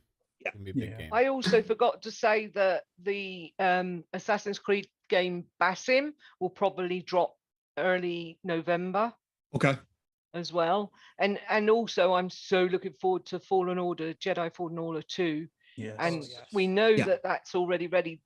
People didn't know, but they started on that game as soon as Oh, yeah. before Jedi 1 We should be release. getting So- big Star Wars news next month for the 5th. But- so. Yeah, we're gonna get big Star Wars news next month. We're gonna hear a Exactly, lot for of stuff. sure. Yep, Yeah. and then the partnerships will start leaking out who's got marketing rights, and I think Xbox is going to be on the forefront, picking up a lot of those games. Yeah, because Star Wars. Ubisoft is going to tie in with Xbox anyway, so Yeah. that Basim game they'll have to allow for that to be released. They're also going to have Well, to allow there's for 5 up Fallen for Jedi Order grabs. to be Jedi Order Fallen Order. Because Sony's got to- KOTOR and Nintendo's got Hunters, and then Ubisoft has their own, unless they partner with Xbox. Yeah, And then other than that, it's but we so know you got 5 that, up. that Ubisoft are working with Xbox, so I do think that they'll have to figure that in. Also, they got to figure in that Jedi Fallen Order is EA, so that's got to be figured in as well. Yep. So there are a lot of spaces that are already filled up. So it's going to be a good time for us, but they're going to have Yeah. some headaches fitting it all in. Yeah, that's why there needs to be more shows. But Game Awards is there too. So again, anything that we don't see, Yeah. you can imagine will be at Game Awards. Yeah, as well. I So, think the Kojima stuff will most Yeah. likely be there. Yeah. I don't know if y'all saw the Kojima stuff, but apparently he put a screenshot out, and it's in the Santa Monica mocap studio. yeah, he's been doing People- mocap yeah. work in Santa Monica. That's been known for a while that he's working. My thought, Jasper, is that he has gone from being a single game focused studio to now, because of his age, because of the way He things just are wants to get the going, game out. He doesn't care. he wants to get as many games out as possible. So I think that's why his studio's growing. That's why he moved out of his old studio. He's been hiring. I think they're going to go to multi projects at the same time. So, but yeah, I think he's working on something for Yeah, sure. and people were saying like it means it's Sony exclusive, but then people also pointed out that Capcom went there for Resident Evil 7 mocap, so Correct. it doesn't mean anything. It can be rented out just like Yeah. anything else, right? That's all it is. So Mm. My biggest hope is that we see some Fable gameplay, or at least some news. But I still want to see some Fable. yeah, we're gameplay. just not hope next so, year. but- Next year. Yeah, I know you're saying next year, but like they've got to give us a tidbit. We've been waiting a long time. Just Yeah, to see something would be good. I know. It I could agree. Bring the I hype agree. back up. You know what? I A think studio they'll be is able to show also. environmental. Yeah, go ahead, Fuzzy. Oh, I was going to say hopefully they'll be able to show us some environmental stuff because I know a lot, at least the background stuff, maybe not the character stuff, but a lot of that background stuff I think is kind of already in place because they had what do you call that? Like not storyboards, but like a lot of their concept stuff. Like I would say a couple of years prior to them even really talking about doing Fable. So I think a lot of the background or the environment for the world. They could just probably show us like a day-night cycle, season change thing, kind of some of the tech that they brought over from Horizon 4. And that would probably suffice, at least for now. Yeah. I mean, it does. It does, because Hellblade 2, I mean, they put out that screenshot today of the environment, and it's absolutely ridiculously gorgeous. I mean, it's so cool. Can't wait. Yeah. Now that you say that, Fuzzy, I can see them doing something like they did with Hellblade, where after the show, I think it was the next day or late, that Paris special where they kind of had the breakdown. They kind of showcase Hellblade there a little bit. Maybe they can do something like that for Fable, but I don't think they will have anything ready yet. That would be nice. Yeah. Fable 2024. All right, guys. Well, I think that's too late. Anybody want to throw any Xbox game showcase ideas out there? Everyone pretty much hit it, but I mean, I know that we haven't seen what Perfect Dark, what they have done with it. Oh, yeah. I know Still that too early. You think? That's 2024 as well, but they possibly might give us maybe a teaser, maybe not. I don't know. With the shakeup in that studio, I think it's too early to see anything from that. Maybe by the Game Awards, they might have something. Maybe Game Awards. Contraband's got to fit in there somewhere too, because Contraband's probably next spring, summerish, somewhere in that. Avowed in early 2023, and then Contraband some early summer 2023. Yeah, to keep that one every quarter going. What about Replaced? When is it scheduled for? Supposed to come out this year. Yeah, I thought it was this year. Is it really? This year, then got pushed back. There's Scorn. There's a Dust Talk. Scorn's supposed to come out. They'll probably show that. They have Game Pass rights for that. So. I hope it's not like a 30-minute showcase of as Dusk Falls. Nothing against that game. No. You know what I mean? It just that's supposed to be this year, so it could be part of the indie showcase. They're replaced. It could be part of their indie stuff where they go maybe really spotlight it. Yeah, everything. Game Pass announcement. 2023 will be shown. If we get Motorsports this year, I wonder if they put it out right after Need for Speed. I think with Game Pass, they'll just end up killing Need for Speed because they'll be like, I can play the free one over here. It's just a free race. Yeah, I think because Need for Speed is going to be really arcadey this time around. Games. You know, like maybe. Yeah. I'm just glad that racers are seeming like they're making a really good comeback. You know. I want to see the same thing. Can't wait to see this anime ass. I know, like what the hell is it going to talk about? What the hell is it going to be? I can't wait though to see the fighting genre come back. I think it's next. You know, here's the thing. I just throw this out there, right? I think we'll see Killer Instinct. Ooh, that would be a surprise, man. Right? That would be huge. Blows people's socks off. That would. I mean, especially if it's Ed Boon. It's been rumored for a while, right? That it was in development. You know. Imagine if Ed Boon pops up on the. Oh God, bro! Do they bring Killer Instinct back though, or do they make something new? No, Killer Instinct. I think it'd be Killer Instinct because it's been since the launch of the Xbox One, right? So it'd be Killer Instinct 2. Yeah. No, not Killer Instinct 2. Killer Combat or Combat Instinct. Yeah. MK versus KI. That would be. Oh my God. And they just have MKI, and they can play with the words. God. Again, if Ed Boon's face shows up during the showcase, it's over with. Oh, yeah, if he just pops on and says, yeah. Let's go. It's a good call though, Matt. That would be huge. That would be huge. That would be huge. Yeah, but I think that's how they should end it. Like have it like go dark. And and just have that just one more thing. Then have that dude, you just kind of have it go dark and just have that glass break, sound effect, and like the sound and the music, and the combo breaker. No, they're and gonna all that end shit. it with the Indiana Jones theme Ultra coming up. combo. You're gonna hear the Oh, yeah. Indiana Jones. Yeah, we music could get come up. Indiana Jones God, too. God, yes, there's dude, so holy- much. There's so That's the much, thing. bro. Like what you everything you listed through Pong Yeah. is like Yeah. sounds like unrealistic because it's just it's too one much. tenth Wolfenstein of what they've 3. got. But it is insanely. It's just a small percentage of what they have, and then you got to add it. Wolfenstein. Like Lupa said, you got to add the Wolfenstein third. could be a surprise. You gotta- Quake's gonna be. I think everybody's anticipating Wolfenstein's going to happen sooner than it is. Yeah. Yeah. I don't think they're working on that as much. as they are Based on based stuff on right comments actually from them themselves, they're kind of like, we'll get to it again. I And think there's they're that all in. project. I think Yeah, they're all in on Indiana Jones. Boxenberger swears it's done. So No, I don't think so. I don't. I think don't. So. I But don't I either. mean, I like Archimedes could be right, but I really But think what that is it's Machine going to be. Games- I think it's going to be after the next game. But we what could get a is tease Machine for the Games been coalition. doing? Yeah, Machine Games. Indiana What have they been Jones. doing? Indiana Indiana Jones. Jones, the whole thing. Okay. Coalition still got teased their small game too that they're working on. I Yeah. mean, bro. I'm just trying to think of like you open something with big, like maybe Starfield because that's open last year, so you get the run up back on that. But then you end it with something big like Indiana Jones, like a big movie IP, and you get the classic music that everyone loves. Like that's where I'm thinking. Yeah. God, dude. I mean, the No, that show, would be like, show could be nice. insane. Like, this could be It- the best. The next 3 years are going to be freaking. It is. It's going to be absolutely crazy, guys. I can't wait to have and share it all with you again. That's for sure.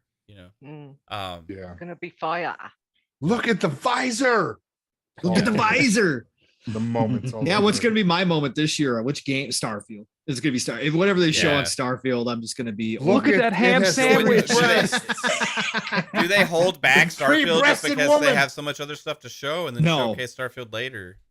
I don't know. Well, they said it was going to be this summer, right? So Bethesda said it themselves. Right. So I got to believe we're going to get something. Again, they could go small like Solar Blow. I mean, we talked about that now. They could go small and then have a bigger But blowout. they got closer to QuakeCon launch. in summer. Correct. Yeah, Correct. I don't, That's I don't usually think they'll do Quake it and at Doom QuakeCon. is when they show Yeah. that stuff there. I think again, All it of deserves us- its own yeah. day or deserves a showcase. It really It'll, does. it'll probably have some. It'll probably have its own day. What if more the than day likely after the Xbox showcase? September. I don't agree with that one. No, September. September. Well, I mean, if they make a It's 4-hour couple long months. conference, you can have as much time as you That's want. true. Maybe Yeah, they but- go longer this year. Maybe they go 2.5 hours. Yeah, maybe they do. Maybe they say, you know what? Fuck it. We can't fit all this shit into an hour and a half. Because you know EA's not having one, and of Ubisoft really August. hasn't said much. So if they put all those companies in with their conference, that's at least another hour. God, I hope it's Maybe not they in give one maybe they give weekend. Keeley Starfield. Think so? Everybody's gonna be That'd be watching too the late. show. It's gonna be the place. That's you know what? That's That's a too great late, though. point. No, Yeah. it's not too late because Oh, he's not no, talking about no, the no, Game yeah. no Awards. summer showcase. He's talking about the summer Oh showcase. yeah, Yeah. Because Yeah. Keeley's, regardless Yeah. of what anybody says, Keeley's show is going to draw a Draws. bigger audience than the Xbox show because you have PlayStation only gamers going to tune into that. You have Nintendo only gamers going to tune into that. You have PC only gamers going to tune into that. So you're going to have a bigger audience. And Starfield is your biggest ticket that you have this year, for sure, right? And if you want to sell the most consoles and you want to also bring the most people into your ecosystem, period, you may take the most time and have the biggest slot possible at that showcase. And Keeley would eat it up. Keeley would treat it right. The yeah. Kojima thing could happen there as well. Yes, the Kojima thing could happen there as well. Instead of Is, Xbox E3 thing. Keeley's, whatever. is that in June or is that in May? I don't think It's in announced June. it yet, has he? It's in June. It'll be Okay. June. It'll probably be like a week apart, 2 weeks apart, something like that. What I'm hoping is the Xbox event and maybe like they team up with like an EA or somebody else and they kind of have it like over a weekend. You know what I mean? And then the next week after that, you have like a whole nother event with the Keeley thing. That would be pretty badass. Like a full week long kind of gaming scenario. It would kind of give that feel of E3 without actually having to be, E3, right? So, Yeah, I mean Xbox could work right around it so that it is kind of like a seamless deal. That What about that Shredder's Turtle game coming into Game Pass, made by the people that made Shadow Warriors? is it coming into Game Pass? It's at PAX Yeah. right now. March 7, April something, I forgot.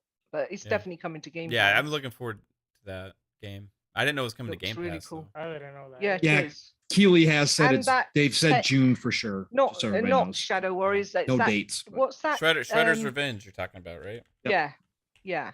And also there's the that like Japanese one that's like Shadow Warriors. That's the one I meant. That's Like the got Yumi? that was made by the Shadow Warriors.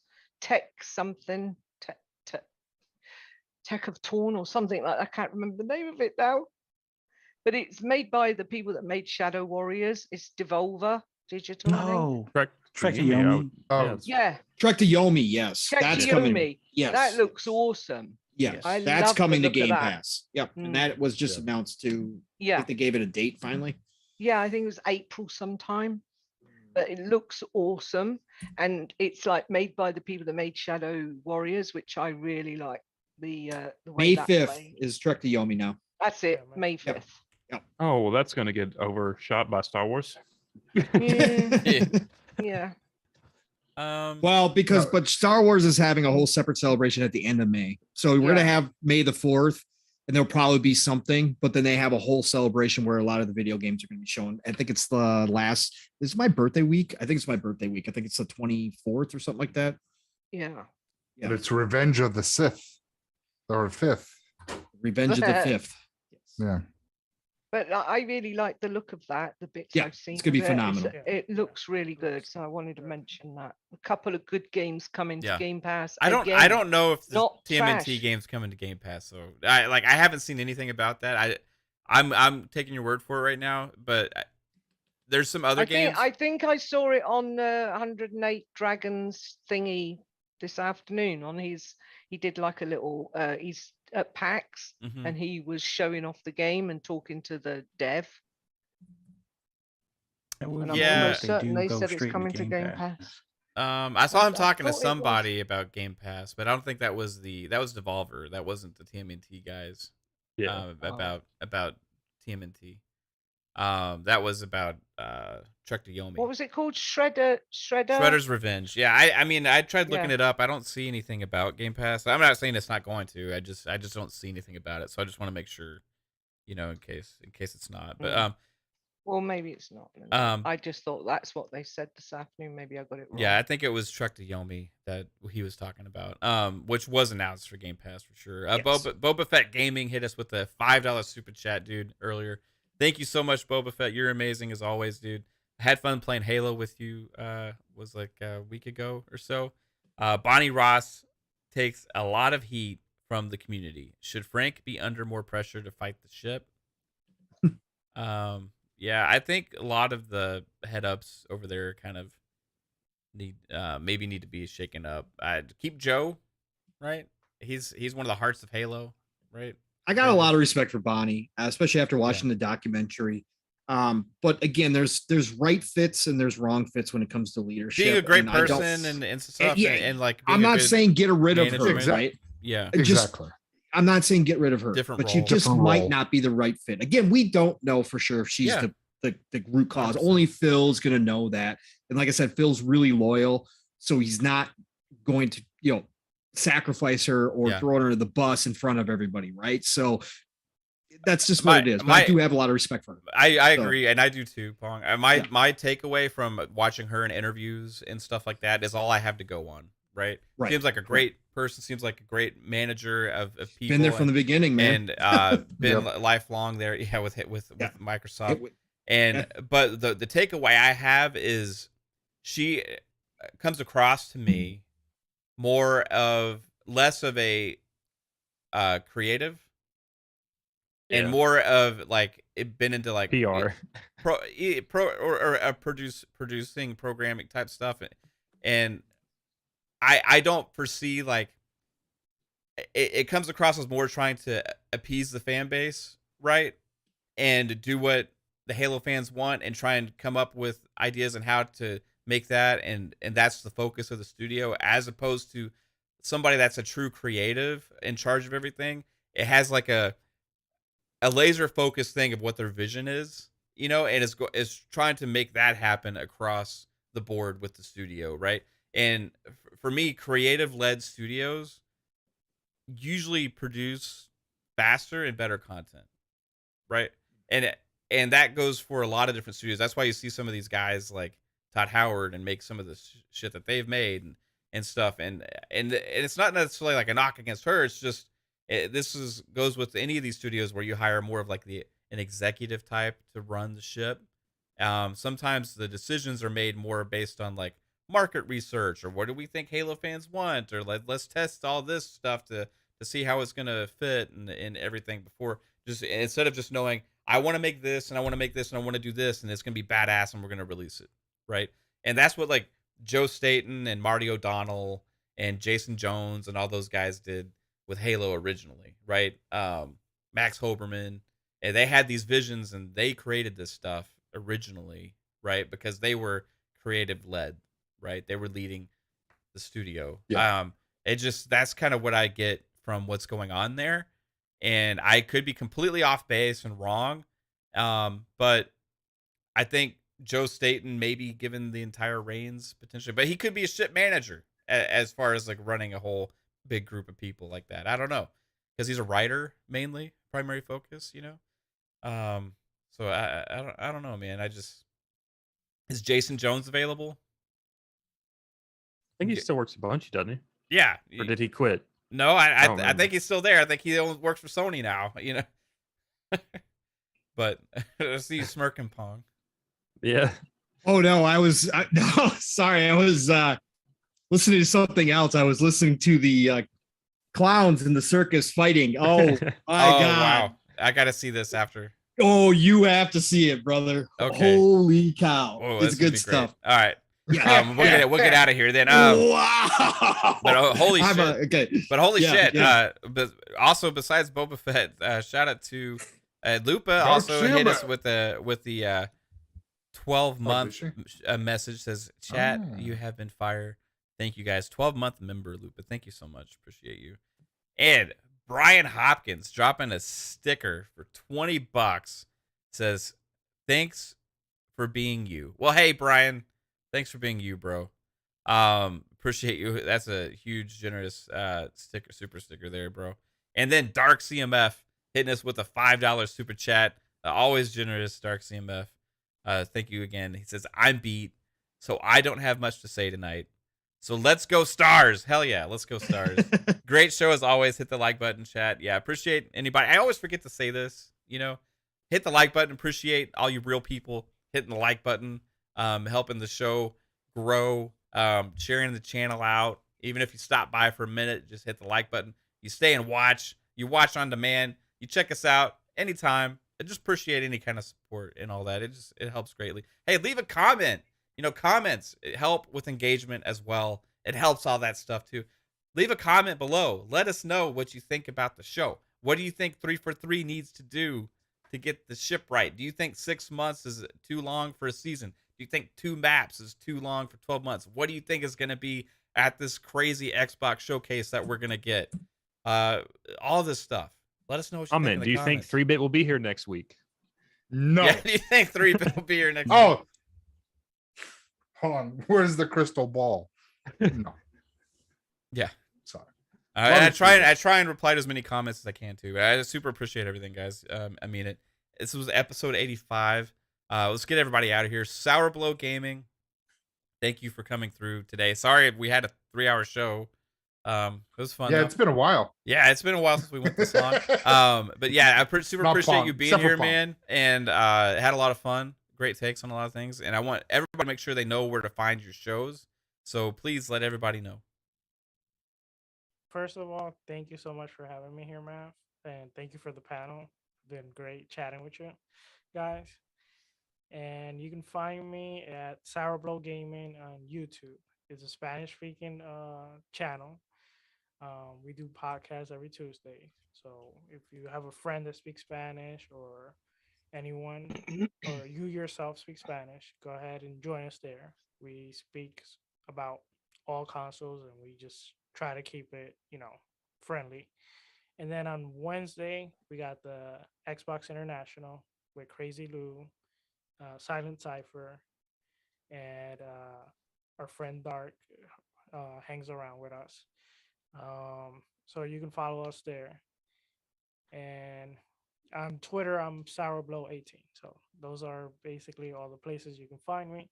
And thank you again, Matt, for giving me the opportunity to come here. Yeah, man. So. I appreciate you being here. I hope you had a good time, and we'll definitely have you back in the future, bro. I always like your takes on your shows. You do a great job. You do a great job hosting as well. I have to say that. So Thank you. good stuff, man. And the always fuzzy Belvedere. He's always fuzzy. Yeah, always fuzzy. The always fuzzy Belvedere. Thanks for coming through here and hanging out with us today. So also make sure everybody knows where they can find you, sir. Just thank you for having me. Awesome being with you guys. Sorry for running being behind schedule. Oh, you're fine. Man, it's always great talking about, games that I enjoy and stuff. But for anybody who wants to hear my ramblings on anything racing related or first person shooters, third person shooters, you can find me on Twitter at @fuzzy_Belvedere, or see some of my gameplay clips on YouTube at @fuzzy_Belvedere. Thank you so much. Right on, man. And just to give people a heads up that are watching, or if you're listening on audio and all this kind of stuff, appreciate you guys, audio listeners as well. So we're kind of mixing it up a little bit here, instead of just having like a traditional 7 or 8 person panel, because the availability of people is just like crazy lately. And I don't want anybody to feel pressure that they have to be. I want the door always open. So we have this group of everybody that's panelists on the Fun Speculation shows. Call it the Fun Speculation family. We're all family, whether it's on FSP or on Fun Pop or on this show. The door's open to any of our Fun Speculation panelists here now. So like Fuzzy, you may see him every week. I don't know, whenever he's available, he's going to show up here just as well as the rest. And you may see a lady when she's available, and 3-Bit, and Kate when she can hop on and off. Like she had to leave in the middle of the show today. It's okay, babe. Love you. She said, sorry I had to dip early. Wasn't feeling great. Thank you, everyone. Appreciate all the support. Thanks to our panel for always being so generous with your time that you lend to us each week. And everybody, please check out, first in my heart, Caitlin's TikToks. She's blowing up on TikTok now, getting those campaigns and stuff, She's an influencer now. Let's just say it. That's actually official, I guess, Yeah, she is. Yeah. So, yeah, check out her TikToks. Link is in, I think the TikTok link's in the description. I know the YouTube one is. Yeah, but I appreciate the support for her content as well. And Vic the Click, dude, you guys are going crazy today with that $10 super chat. Vic, appreciate you, bro. He says, amazing episode, guys and ladies. Go follow the bro Sour Blow. Sorry, I screwed that up. Sour Blow. Go follow the bro Sour Blow. And remember, Mav, happy wife, happy life. Stop moving things around. I know. I was gotta stop moving things around. Thanks again, Vic. Appreciate you, bro. And we have the extraordinary AssassinLupa, as always, has been here and with amazing thoughts and stuff. Love you, Lupa. Make sure everybody knows where they can find you. Love you too, fam. You can find me here at 9 p.m. Eastern, 2 a.m. UK time. And you can find me on Twitter at AssassinLupa and on Xbox Live Party if you want to hit me up and play some games. I'm always happy to do so. And I'll catch you all gaming, guys. Yeah, thanks, Lupa. And we got Vitamin Boy, Psychonauts, Mellow Fellow from outer space. Where can everybody find you besides in the vitamin aisle refilling your gummies? Come on, man. That happened one time, bro. So, no, I wanted to thank everybody in the chat that came out tonight. You guys were awesome. Loving the energy. It was really good tonight. Sour Blow, was awesome to have you on tonight. Fuzzy, it's always great to have you on here.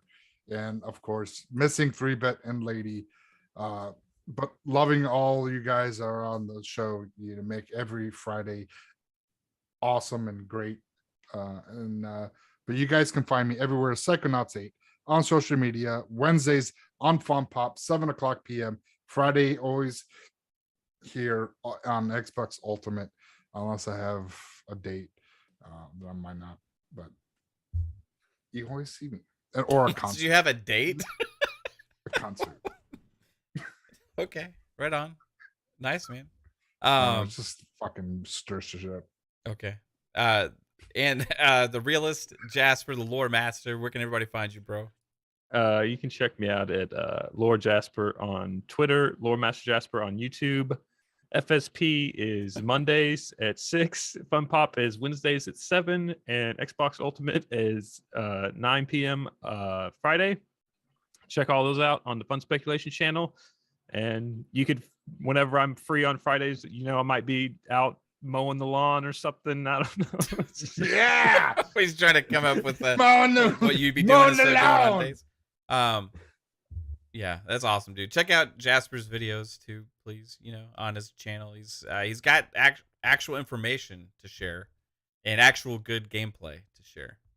So make sure you check that. If you want to learn something, visit the Lore Master. And you know, I am surprised you didn't attempt another Pong outro. I thought I was going to see that coming. You thought I was about waiting it? for it. That was much more That was much more natural, though, Jasper. Yeah, I'll give you I that. wanted to do a psycho one. But Last week Psycho was so usually forced. insults people. Yeah. Listen here, you motherfuckers. It's funny. Pong. Go time. Go time. Go time. Go. All right. Set your Listen, clock. family, it was amazing. Solar Blow. Thank you, brother, for joining us. Love what you guys are doing over there on your shows, and just keep bringing that great energy that you guys have, because again, the community needs more of it. And so I appreciate you being here, though, and giving us your thoughts, man, and giving us your time to be with us on Xbox Ultimate. So thank you so much for being here. Fuzzy, you know what it is, brother. Always great to see you. You're part of the family now, basically, is at this point. So I'll see you tomorrow night as well, but great to have you here. And all the rest of you, fam, you know I love you. And I look forward to these Friday nights. And it was great to drop in here and be able to talk some good talk tonight, and even get a rant. That was a living split screen rant. Usually I get those going Saturday morning, but I came in a mood because of my stupid computer and work and everything else. So I appreciate you guys listening to it and being here with us tonight. So again, this makes my Friday nights. So chat, you all were absolutely incredible. Thank you all for being here. Love you all. Nothing but respect for coming out each and every week. The support is amazing, no matter what kind of support it is. Even if you're just lurking there listening to us, thank you for helping us do what we do here on a weekly basis. So much. Look, Pong Soul, Xbox, Twitter. Got a super Saturday tomorrow. It's a ridiculous Saturday tomorrow. So it starts off in the morning, living split screen. Set your alarms and reminders. Basically, you're going to have alarms and reminders all day long tomorrow. Okay. So hear me out. Living split screen tomorrow morning. My brother from another Steel Rain and I are going to be going. Season 2 of Living Split Screen starts tomorrow, episode number 53. So be there, please. 10 a.m. Eastern, 9 o'clock Central Time, 3 p.m. UK time. I'm going to have some posts probably in the morning. So please share them out if you can. Tell a friend, bring a family member. I don't care, but drop on in. 3+ hours tomorrow, as always. Buckle up, be ready for Living Split Screen. It's going to be a good one. Steele and I got some rants for tomorrow, or I'm sure we will. Listen, tomorrow afternoon, Community Indie Showcase 2022. Got to head over to Midweek Mix Up. Yes. Wandering Dutch's channel. Okay. He put so much time and effort into this. Awesome, amazing members from the community. Humbled to be a part of it, along with Steele, along with Mav, so many other people. It's going to be a gigantic indie game blowout. All of our games that we're looking forward to. So you got to go watch it. It's going to be like 3+ hours. Darren Greenberg's going to be on. That's what I was going to say, Lupa. Oh, on top of all the community members, Wandering Dutch went out and asked Aaron Greenberg, and guess what? He's going to participate. He's going to have a point in that show. So please. Numbers. Yeah, exactly. He's probably going to bring up the VG charts. No, he's not going to. But it's going to be a fantastic thing. And again, Wandering Dutch, all he asked us to do was do like little short intros, like 30 seconds, a minute long. And then he went and found all the clips, all the work behind the scenes of all these games. Over 100 indie games are going to be there tomorrow. It's going to be huge. So again, CIS 2022 Community Indie Showcase tomorrow afternoon, 2 p.m. Eastern, 1 o'clock Central Time. Be there tomorrow. It premieres tomorrow afternoon. So set your alarms. Again, that's Wandering Dutch's channel, Midweek Mix Up over there. You'll find it. Be there, please. It's going to be an awesome time. And then tomorrow night, the Shop Podcast, PTK Blam's channel with my buddy, my brother, Fuzzy, and I am PTK. It's PTK's 250th episode. So guess who he goes and gets? The amazing Tim Dog is going to be with us tomorrow night. So you're going to want to end your Saturday night over on the Shop Podcast, 9 p.m. Eastern, 8 o'clock Central Time. Be there. You know we're going to have a good time with Tim. We have great shows every week. But, man, Tim's going to add some special sauce tomorrow night, and there's a lot to talk about. So be over there, Shop Podcast tomorrow night, and then back at it next week. Tuesdays, Xbox Factor when I can. I won't be there this coming week. But you know the drill. It's all good things over on Double Barrel Gaming. Mr. Boomstick is the man. He's got great shows. Tuesdays, 12 p.m. Eastern, 11 o'clock Central Time. Hopefully we get some big news next week because Mav's been smelling a lot of stuff coming. There's got to be something next week.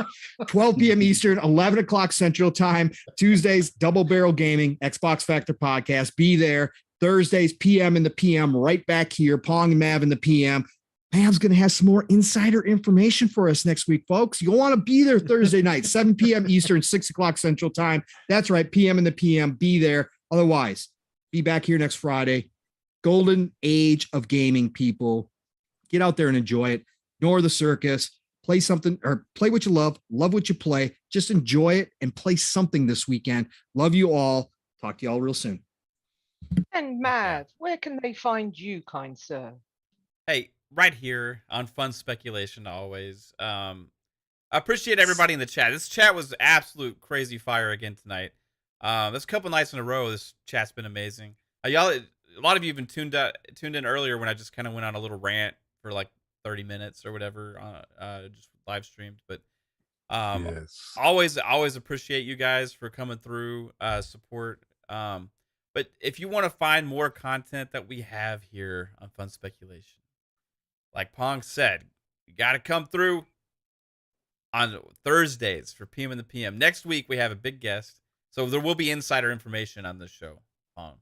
Oh, yeah. I forgot to But mention it's not because of me, because, I guess Sure. right. Shadowrun wasn't big enough for Yeah, people. Shadowrun. Yeah. Shadowrun yeah, wasn't big enough for anybody. You know what I mean? So instead, we have Rand coming through. Rand Althor 19 Going to be amazing. coming next through on Wednesday. PM in the PM next Thursday. Billion. So looking forward to that. He's been on Xbox Ultimate before, once or twice. And I always love hanging out with him. He's an awesome guy, super nice dude. So he's coming through for us on Thursday. He'll be our third guest on that show, right? We've had Colt. Third or Colt, fourth. We 3-bit. have Colt, Boom. No, fourth. 3-bit. Yep. Forgot about Yep, 3-bit. yep. Yeah. Yep. It's easy. Yeah, we've had he'll be our fourth guest. We had Yeah. Colt, Boom, 3-bit, and Rand. Now Rand. Yeah. Yep. There's so absolutely awesome to be able to get guests on that show with Pong and I. Mondays is the new day for Fun Speculation Podcast, where you will see 3-bit because he's guaranteed me he will be there on Mondays at 6 p.m. Eastern Uh-huh. on Fun We'll see. Speculation Podcast FSP. We'll see. Fingers crossed. This is behind where his we'll back. talk about all consoles. We will talk about Nintendo. We talk about PlayStation. Maybe we talk about the Steam Deck. Who knows what we're gonna talk about on there. And then Wednesdays, Fun Pop Podcast Wednesdays. Lots of fun. Talk about Halo show. Talk about Marvel. Talk about movies. Talk about DC stuff. A blast. Halo episode 5. Holy balls, dude. Holy shit. That's what we've been waiting for, right? If you were like, we need Let's to see keep Halo. it going, Halo. Oh my God. Keep that going, please. But yeah. Other than that, here Friday nights, guys. And also, like Pong said, hey, Tuesdays, when I'm available to, I like to be there as many times as possible. Xbox Factor Podcast on Double Barrel Gaming with one of the best in the business, Mr. Boomstick. Appreciate everybody over there as well. And I forget to mention that at times, because I've got so much stuff going on. But please check out Double Barrel Gaming, Mr. Boomstick's channel. Absolutely amazing. And Xbox Factor on Tuesdays. So chat, again, thank you so much. If you want to see me, what I do in my room here before I get in the chair, right? Check out the TikTok I just posted before I went live. Oh, Little God. TikTok, I come and sit down in my chair. It's a little fun TikTok. Check it out. How many animal crackers died because of that? They're There it they're is! there. They're okay. So, all right, guys. Appreciate you all. Have a good night. Take it easy, chat. Love you. Bye. Catch you all gaming, guys. Bye. See you guys. Bye. Later. Later. Miss you.